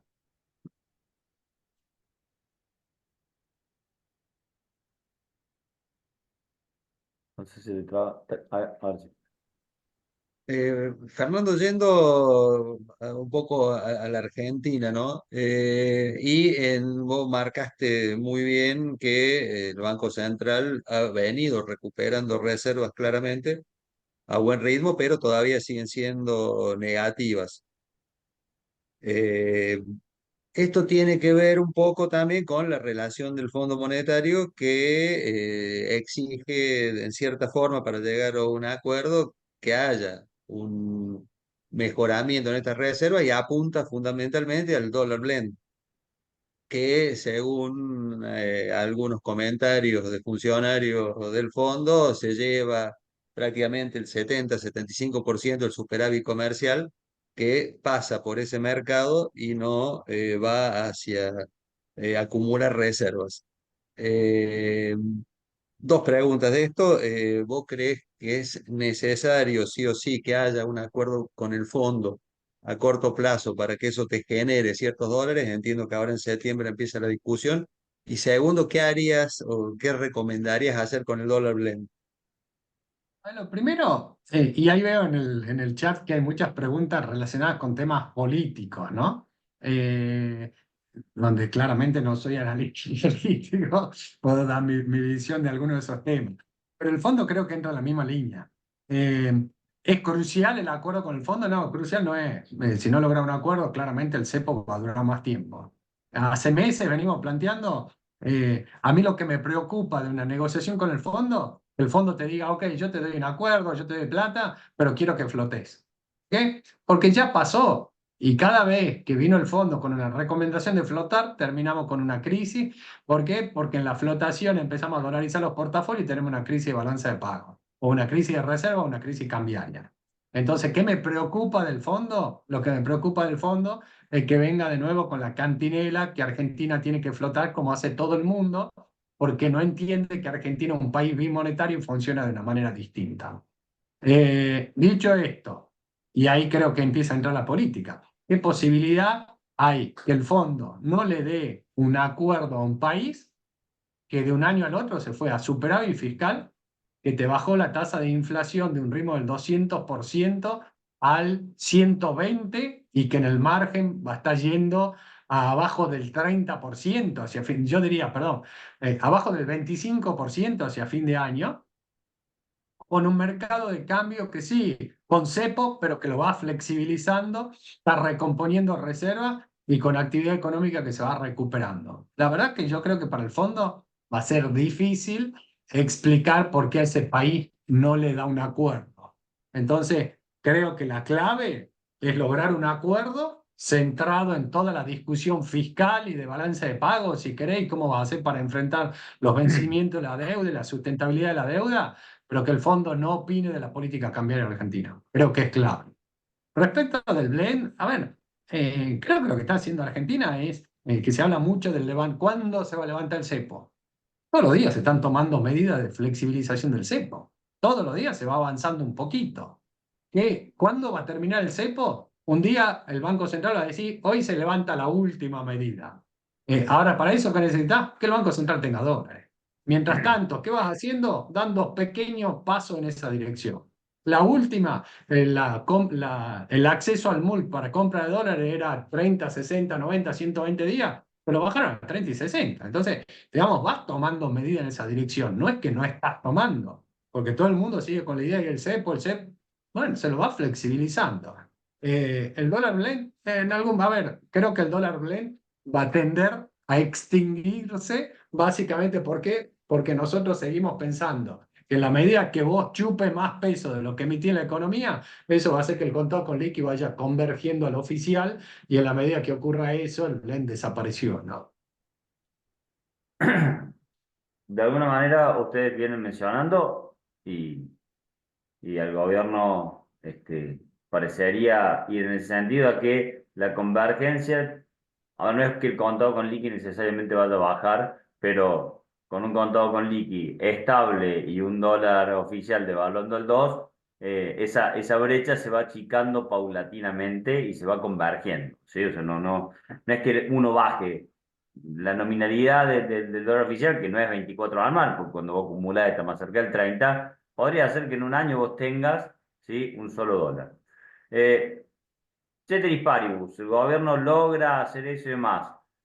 Ahí hablaban ¿ves inflación en un dígito para el año que viene? Vos mencionabas que la inflación con una devaluación del 2% es difícil que vaya a ser menos del 2% mensual, pero ¿qué te imaginás, sí, en este escenario relativamente positivo que estás describiendo, como crecimiento de la economía o rebote? Creo que son diferentes, uno por ahí implica más consumo, el otro implica más inversión, y está todo este tema de si con cepo puede venir inversión o no. Sería bueno también tener tu idea, pero ¿qué imaginás como perspectiva de inflación y de crecimiento para el año que viene? ¿Y dónde podría estar ese crecimiento concentrado, ¿no? O sea, eso va a ser todo minería o el consumo va a mejorar. ¿Qué están viendo, qué están proyectando ustedes en estos números? Bueno, acá hay como, llega a haber casi 200 participantes y me imagino que la inmensa mayoría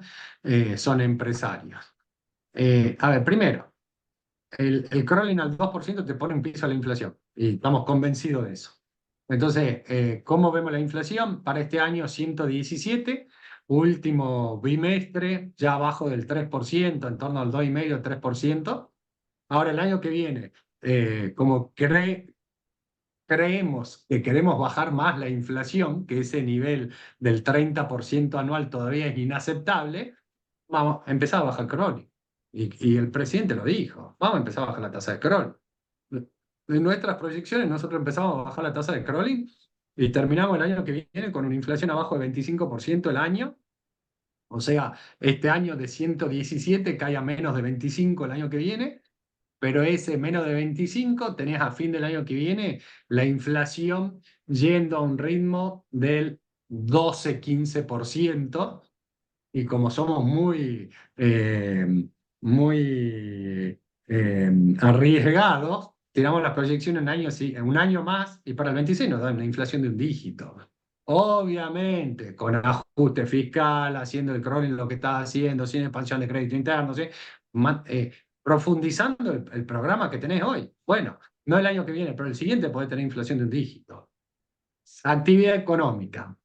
Hacía la mención a los empresarios que debe haber en este grupo.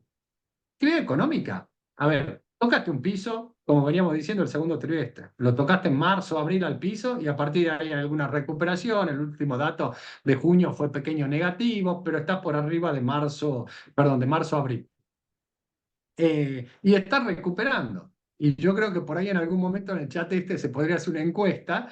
Hay sectores que te dicen, no digo que sea la economía en su conjunto, estamos vendiendo más que el año pasado. Es llamativo que esté vendiendo más que el año pasado, cuando el año pasado tenías elecciones. Pero yo creo que el consenso es que mes a mes está mejorando. Que por ahí marzo fue muy malo, mejoró abril, mayo, junio volvió a aflojar, pero no volviste al nivel de marzo, y que julio fue bueno y agosto está siendo bueno. Ese es lo que yo escucho cualitativamente. Dicho eso, había una pregunta que estaba viendo por acá en el chat. Esta pregunta. Que también todos te dicen, sí, mejor actividad, pero me estoy comiendo los márgenes. Y yo creo que ahí hay algo que es clave, que yo muchas veces dije, yo no sé si los argentinos estamos dispuestos a vivir sin inflación. ¿Por qué? Porque siempre decimos, el gobierno emite más de lo que se demanda, eso genera inflación y así licúa los gastos del sector público. Y es cierto, 100%. Ahora, en el sector privado pasa lo mismo. Cuando hay inflación y yo soy un empresario bueno que ajusto los sueldos trimestralmente, pero los precios todos los días, ¿qué es lo que hago a lo largo del trimestre? Estoy licuando todos los gastos. Entonces, cuando yo dejo de tener inflación o la inflación me cae abruptamente, empieza a aparecer todos los problemas de competitividad que tienen los sectores y las empresas. Entonces, de ahí viene mi frase, yo no sé si estamos dispuestos a vivir sin inflación. ¿Por qué? Porque vivir sin inflación demanda ser competitivo. Todo lo que me licúa los gastos, la inflación, Cuando no tengo inflación, la única forma de sobrevivir es competitivo, de ahí tengo que invertir, tengo que ser eficiente, tengo que controlar, tengo que hacer un montón de cosas, que mientras hay inflación lo meto abajo de la alfombra y la inflación se encarga de hacer su trabajo. Entonces, de nuevo, la actividad se recupera con baja de márgenes. Mi temor es que la baja de márgenes está asociada a problemas de competitividad sectoriales o eventualmente de empresas puntuales. Vamos un paso más. ¿Qué va a liderar el crecimiento? Y acá, Aníbal, a ver, cuando yo voy a proyectar crecimiento de corto plazo, lo que me genera crecimiento son los factores que impulsan la demanda, que es movimiento de capitales, precio internacional, cómo le va a mis socios comerciales, política fiscal, política monetaria. Entonces, cuando yo voy a decir, che, el año que viene, ¿qué puede pasar con la actividad económica? O cuando proyectamos este año, ¿qué dijimos? Fiscalmente muy contractivo, monetariamente en algún momento va a expandir crédito y el crédito ese generalmente va a consumo. ¿Cómo es la situación internacional? Precio internacional a la baja, situación de socio comercial, mundo desacelerando, pero lo que tenés a favor en realidad es que capitales te salen menos capitales que el año pasado. Cuando uno va a pensar el año que viene, si yo este año hice el ajuste fiscal y el año que viene vuelvo a tener equilibrio, ya no necesito más ajuste. Ya el ajuste lo hice ahora. Entonces, lo que este año me sacó 5 puntos de crecimiento, el año que viene 0. Entonces, toda la contracción ya la pagué este año. El año que viene, la variación fiscal es positiva. ¿Y qué van a hacer los bancos si se sigue monetizando la economía y el gobierno tiene superávit y el Banco Central no coloca pasivos remunerados? Y el crédito va a crecer más, el crédito al sector privado. Y vos decís, ¿va a ir a consumo o va a ir a inversión?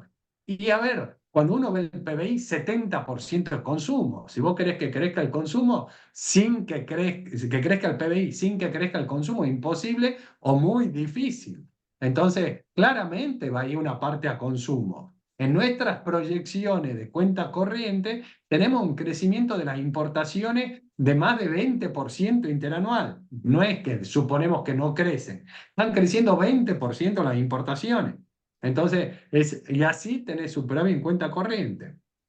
Ahora, vos planteás los otros que son los temas estratégicos de Argentina.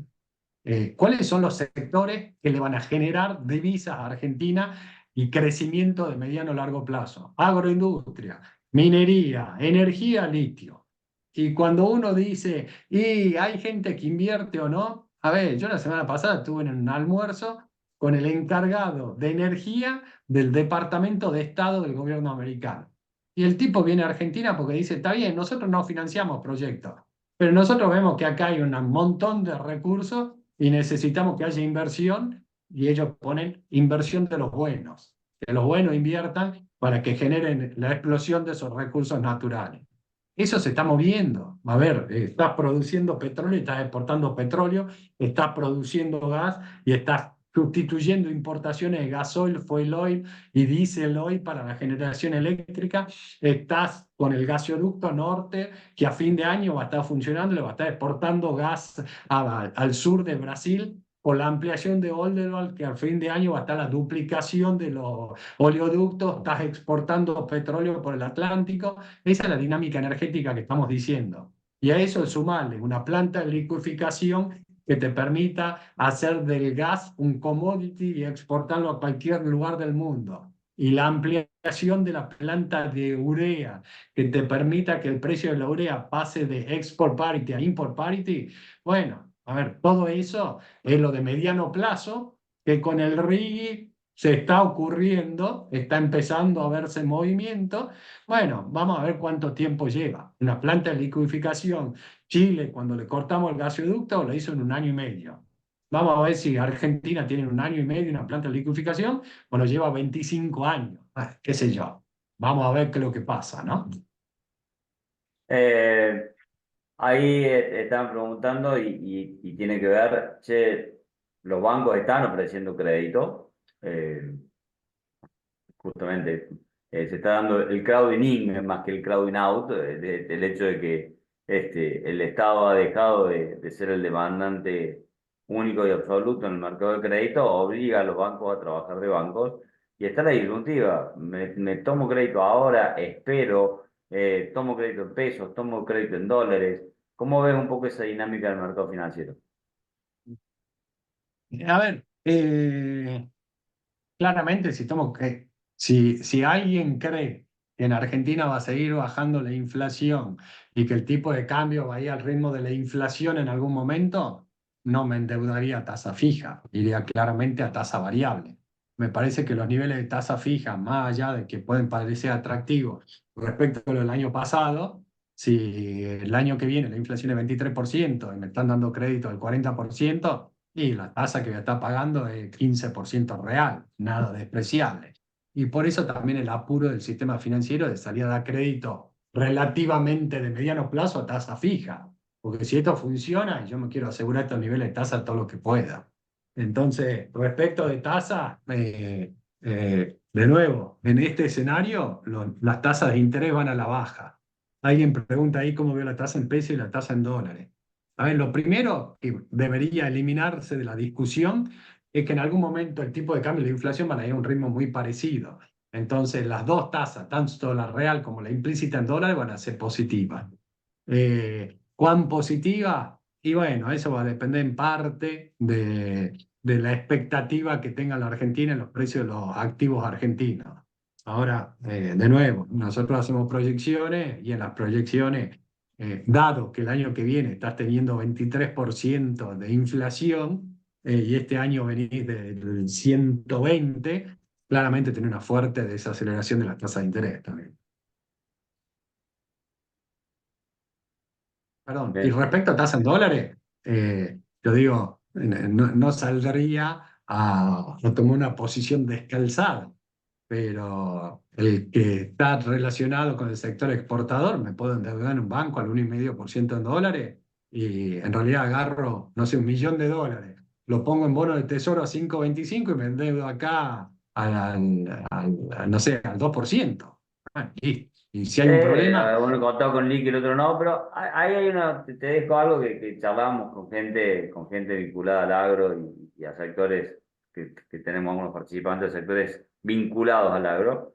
Eh, Hoy por hoy, en este escenario, si, che, si yo tengo dólares de verdad y voy a producir dólares oficiales, ¿sí? Que en definitiva es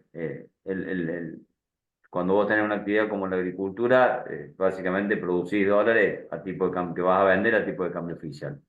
La estrategia de decir, che, me vendo mis dólares y me quedo calzado dólar link, porque en vez de tomar un crédito en dólar link, vendo mis dólares de verdad, o viceversa, como estrategia financiera, che, si vendo mis dólares de verdad y compro un activo dólar link y me estoy ganando eventualmente la brecha. ¿Sí? Esto tiene mucho que ver también con la salida del cepo. O sea, en el escenario que planteen ustedes, ¿sí? Como ya dijiste, no va a haber un día, che, mañana saco el cepo. Podemos entender que la unificación cambiaria se va a plantear en 2024, primer semestre de 2025, en el 2032. ¿Qué escenario ves vos como probable de que se vaya generando esta unificación del mercado de cambio? Que no significa una cosa, liberalización, ¿no? una cosa es claro, exactamente. Uno es la eliminación de la brecha y lo otro es el levantamiento del cepo. La unificación de la brecha, nosotros creemos que el año que viene se pueda. Primer parte del mediado del año que viene, segundo trimestre del año que viene, si le quiere poner una fecha, se pueda. Y claramente, digamos, jugarle a la eliminación de la brecha puede resultar interesante, ¿no? Sí. Bien. Más allá de que se mantengan ciertas restricciones, especialmente si no tenés un soporte fuerte del FMI para tener reservas. A ver, de nuevo, al FMI yo siempre le voy a poner por detrás el FMI sin opinar de la política cambiaria. También. ¿Sí? Eh, eh, de nuevo, Argentina, pensemos esto un segundo, Argentina va a acumular reserva si hay demanda de pesos. Entonces la pregunta es si se va a, perdón, demanda de pesos que está en niveles mínimos históricos. Le agregaría eso. Si en Argentina hay demanda de pesos que hoy está en niveles mínimos históricos, el Banco Central va a acumular reserva. y el Fondo Monetario no tiene nada que ver, y las exportaciones no tienen nada que ver, y las importaciones no tienen nada que ver. Satirizamos, tienen que ver, obviamente, si no tenés Sí, sí, sí. exportaciones, pero lo Pero que, hay una la causa más clave es el importante que la demanda de gente peso. demande peso. Exactamente.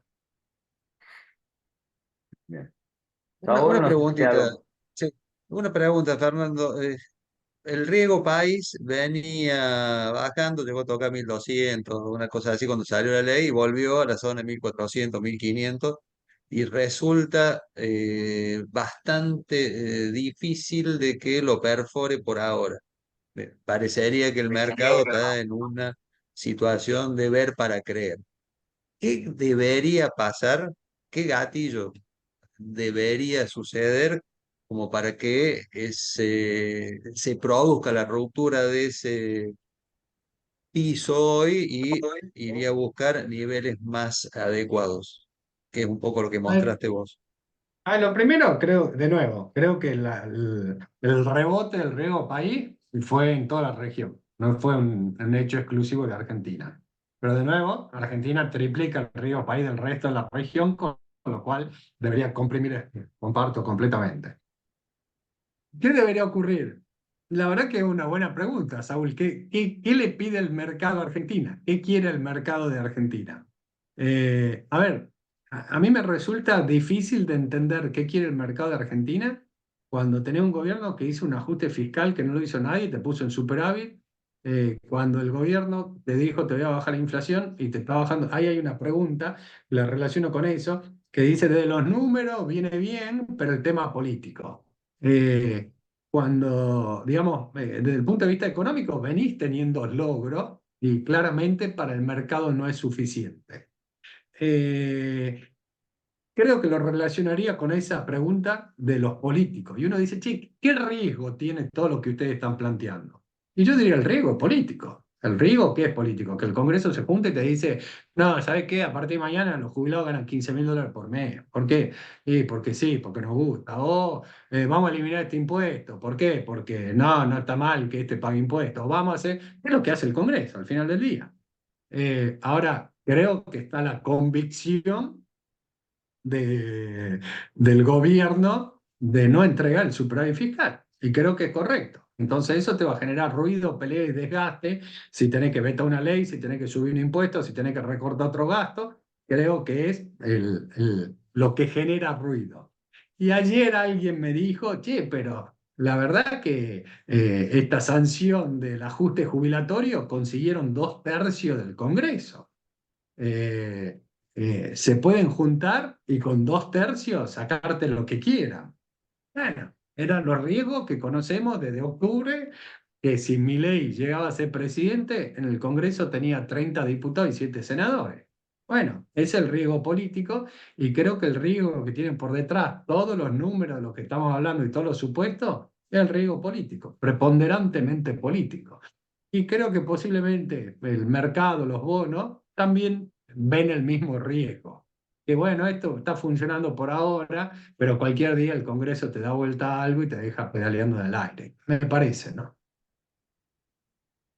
¿Qué debería pasar? Creo que tiempo y convencimiento al final del día, ¿no? Para cerrar ahí, porque es un tema de actualidad, si bien claramente no es tu especialidad, ustedes hablan muchísimo con inversores, el doble rol de asesores económicos y en la parte financiera. ¿Qué estás viendo con el blanqueo? Estaba viendo, a ver, venimos de una experiencia con Mauricio, con un contexto internacional muy particular, porque entraba en vigencia todo el intercambio de información, si bien hoy tenés algunas cuestiones también con Estados Unidos, pero a su vez venís de la decepción que llevó todo lo que fue el manejo de bienes personales, y contribución a la riqueza, digamos, del gobierno siguiente. ¿Qué estás viendo? ¿Qué se percibe? Y te lo mezclo también con esto del RIGI, ¿no? Que de vuelta ustedes están en charla. ¿Hay posibilidades de que entre capital a la Argentina, ¿sí? Que eso permita de alguna manera reversar ese flujo, esa demanda permanente que tiene la Argentina de dólares, o sea, no por el funcionamiento de su economía, sino como el elemento de protección, ¿no? Y que creo que es clave, vos lo mencionaste, para que se dé cierta normalidad en el manejo económico. Lo primero, el blanqueo. El blanqueo es una alícuota baja, es un blanqueo barato, en una economía que sigue generando negro. Con lo cual, lo que se ve es que mucha gente dice, bueno, me blanqueo para la foto y mañana sigo como la historia argentina. Entonces me sirve para blanquear la foto, el futuro seguirá siendo medio turbio. Lo segundo que se plantea es que para minimizar el pago de la alícuota tenés que inmovilizar los activos acá. Y ahí yo creo que está la mancha del gobierno de Macri, que el que se posicionó en bono, lo reestructuraste, lo defolteaste, después le subiste bienes personales, las 7 plagas lo agarró a ese. Con lo cual creo que desde ese punto de vista, cuánto ingreso te va a generar, yo soy bastante escéptico. Te puede generar un impacto fiscal por la recaudación del 5%, no creo que vaya a quedar la plata dentro de la economía. Tercer punto, respecto del RIGI. No, y ahí tiene un tema de bienes personales que te da estabilidad en la alícuota, incluso si desaparece bienes personales y viene otro impuesto patrimonial, como que te pone en contra de lo que ocurrió con Macri, la protección esa contra los impuestos al patrimonio. Te hago un Lo tercero, paréntesis ahí. Ahora, dentro de los activos elegibles, a diferencia de lo que es Macri, que te obligaba, si vos no querías pagar, a suscribir nuevos títulos de público y demás, y a quedártelos, acá vos podés comprar un 9N de Arcor, podés comprar un fondo común de inversión en dólares que invierta el 75% en Mercosur, podés cambiar de activo financiero. En ese sentido, es como podés que el comprar activos esquema reales, propuesto es digamos. mucho más flexible, ¿no? Podés comprar activos reales, digamos. Podés comprar un edificio que esté menos del 50% de la construcción. Tenés alternativas, estoy de acuerdo. Sí, sí, sí, sí, estoy de acuerdo. Eh, de nuevo, mi duda es, no quería decir que te vaya a quedar en un bono y después te lo reestructure, sino que quede encerrado en Argentina, digamos. Y al final del día el riesgo es Argentina.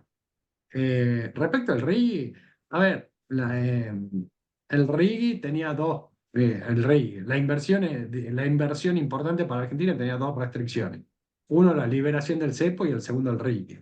El RIGI salió y la verdad que hay muchas consultas y no solamente consultas, sino yo conozco empresas que están haciendo presentaciones para suscribir al RIGI, ¿no? Para entrar con el planteo de RIGI. ¿Por qué? Porque tiene claramente beneficios.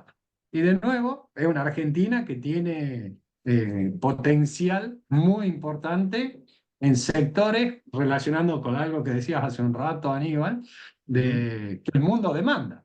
Porque uno dice, bueno, Argentina era el granero del mundo y por eso fue lo que fue a fin del siglo XIX, principio del XX. Bueno, hoy hay 1.000 millones de personas en el mundo que pasan hambre, tienen que comer. Entonces, digamos, uno podría decir, bueno, está bien, necesita un granero el mundo. Y el mundo necesita energía. Y nosotros estamos en el segundo reserva de gas y cuarta de petróleo. Y la energía, como tiene la particularidad que la energía renovable, tenés problemas cuando no hay sol o no hay viento, se busca cómo hacer para almacenar energía y eso es batería y para eso se demanda litio. Y resulta que tenemos litio. Y el mundo demanda cobre. El mineral que hoy demanda el mundo es cobre. Argentina tiene 7 minas de cobre y se están uniendo 2 yacimientos en Argentina, que si entra en producción sería la 10ª mina de cobre más grande del mundo. Bueno, Argentina tiene todo eso. Ahora vamos a ver si somos capaces de explotarlo o no. Lo que sí se ve que hay movimiento. Hay empresas de litio que están invirtiendo, hay empresas energéticas que están invirtiendo, hay empresas, grandes empresas productoras de cobre que están haciendo movimientos dentro de Argentina. Bueno, se ve que eso está ocurriendo, ¿no? Después viene el segundo problema. El segundo problema es, bueno, ¿cómo se usa eso? Digamos, cómo se usa, y no es una crítica, sino es consecuencia del normal desarrollo. Pero si uno se va a Neuquén, Neuquén no conseguía aviones para ir, no conseguía hotel para alojarte, no conseguía un contador, no conseguía un abogado, no conseguía un auto, no conseguía... Y eso que Neuquén está andando al 10% del potencial. Bueno, imagínense si anda al 100%. Bueno, imagínense que en la cordillera se empieza a explotar los yacimientos de cobre. Imagínense que el litio del norte se empieza a explotar. Bueno, la verdad que ahí empezás a tener problemas de los lindos, pero son otros problemas, ¿no? No, quizás algún desafío en la medida que la coyuntura nos deje salir de la coyuntura, es ver un poco qué puede pasar con una Argentina que salga de este día a día, de ver si explotamos o no explotamos, que es lo que nos tiene este, dando vuelta, y decir, bueno, qué debería pasar para que eventualmente no suceda lo de los 90, ¿no? Que hubo un cambio importante en la matriz económica y de regulación, privatizaciones, pero que nos quedamos la mitad y terminamos con índices de desempleo enormes, con lo que si vos estabas en el sistema no la pasabas mal, pero si te caías del sistema, bueno, se Voy a complicaba hacer bastante, ¿no? un par de comentarios al respecto. Primero, tenías déficit fiscal. Y acá aparentemente lo erradicaste al déficit fiscal. Segundo, ese déficit fiscal, más allá de que se le arguye al gobierno de aquel momento, estuvo explicado por una mal contabilización de la privatización del régimen previsional. Cuando vos armaste la FJP, le sacaste al Estado el ingreso y le dejaste el gasto. Y eso te genera un déficit previsional instantáneo y ese es el origen y el problema de la deuda. El otro problema, perdón, en realidad se habla mucho del crecimiento de la primera década de este siglo. Fue gracias a la inversión de capital que se hizo durante los 90. Digamos, ese fue el momento donde expandiste la capacidad productiva. Y lo cuarto, después si querés armamos un debate, Aníbal, más en detalle, cuando uno dice subió la tasa de desempleo. Si vos incorporás a ese cálculo toda la destrucción de empleo público, que era desempleo encubierto, que lo absorbió el sector privado, la tasa de desempleo no te subió tanto. Lo que tuviste es una migración fenomenal de empleo público a empleo privado. Entonces, de nuevo, hay mucho highlight que la gente dice explotó todo. Ojo, que no funcionaba tan mal y creo que el mayor error, ya para terminar el broche de oro, el mayor error de la convertibilidad fue cuando su creador dijo, bueno, ahora sabes qué, vamos a ir contra una canasta de moneda. Si necesitabas un shock de desconfianza, pues, ¿sabes qué? Ahora no es más un peso, un dólar. Ahora va a ser un peso, una canasta de moneda. Bueno, yo no quiero tener más de esas cosas. Era demasiado raro para usarlo. Sabón, no sé si te queda algo, si no, liberamos a Fernando y el resto de los No, participantes. no, no, está todo bien. Bueno, Muchísimas gracias, Fernando, nuevamente por acompañarnos. Muchas gracias a todos los que han participado de este webinar y de acá a un par de semanas nos encontraremos a ver cómo sigue esta historia. saludos a todos, muchas gracias.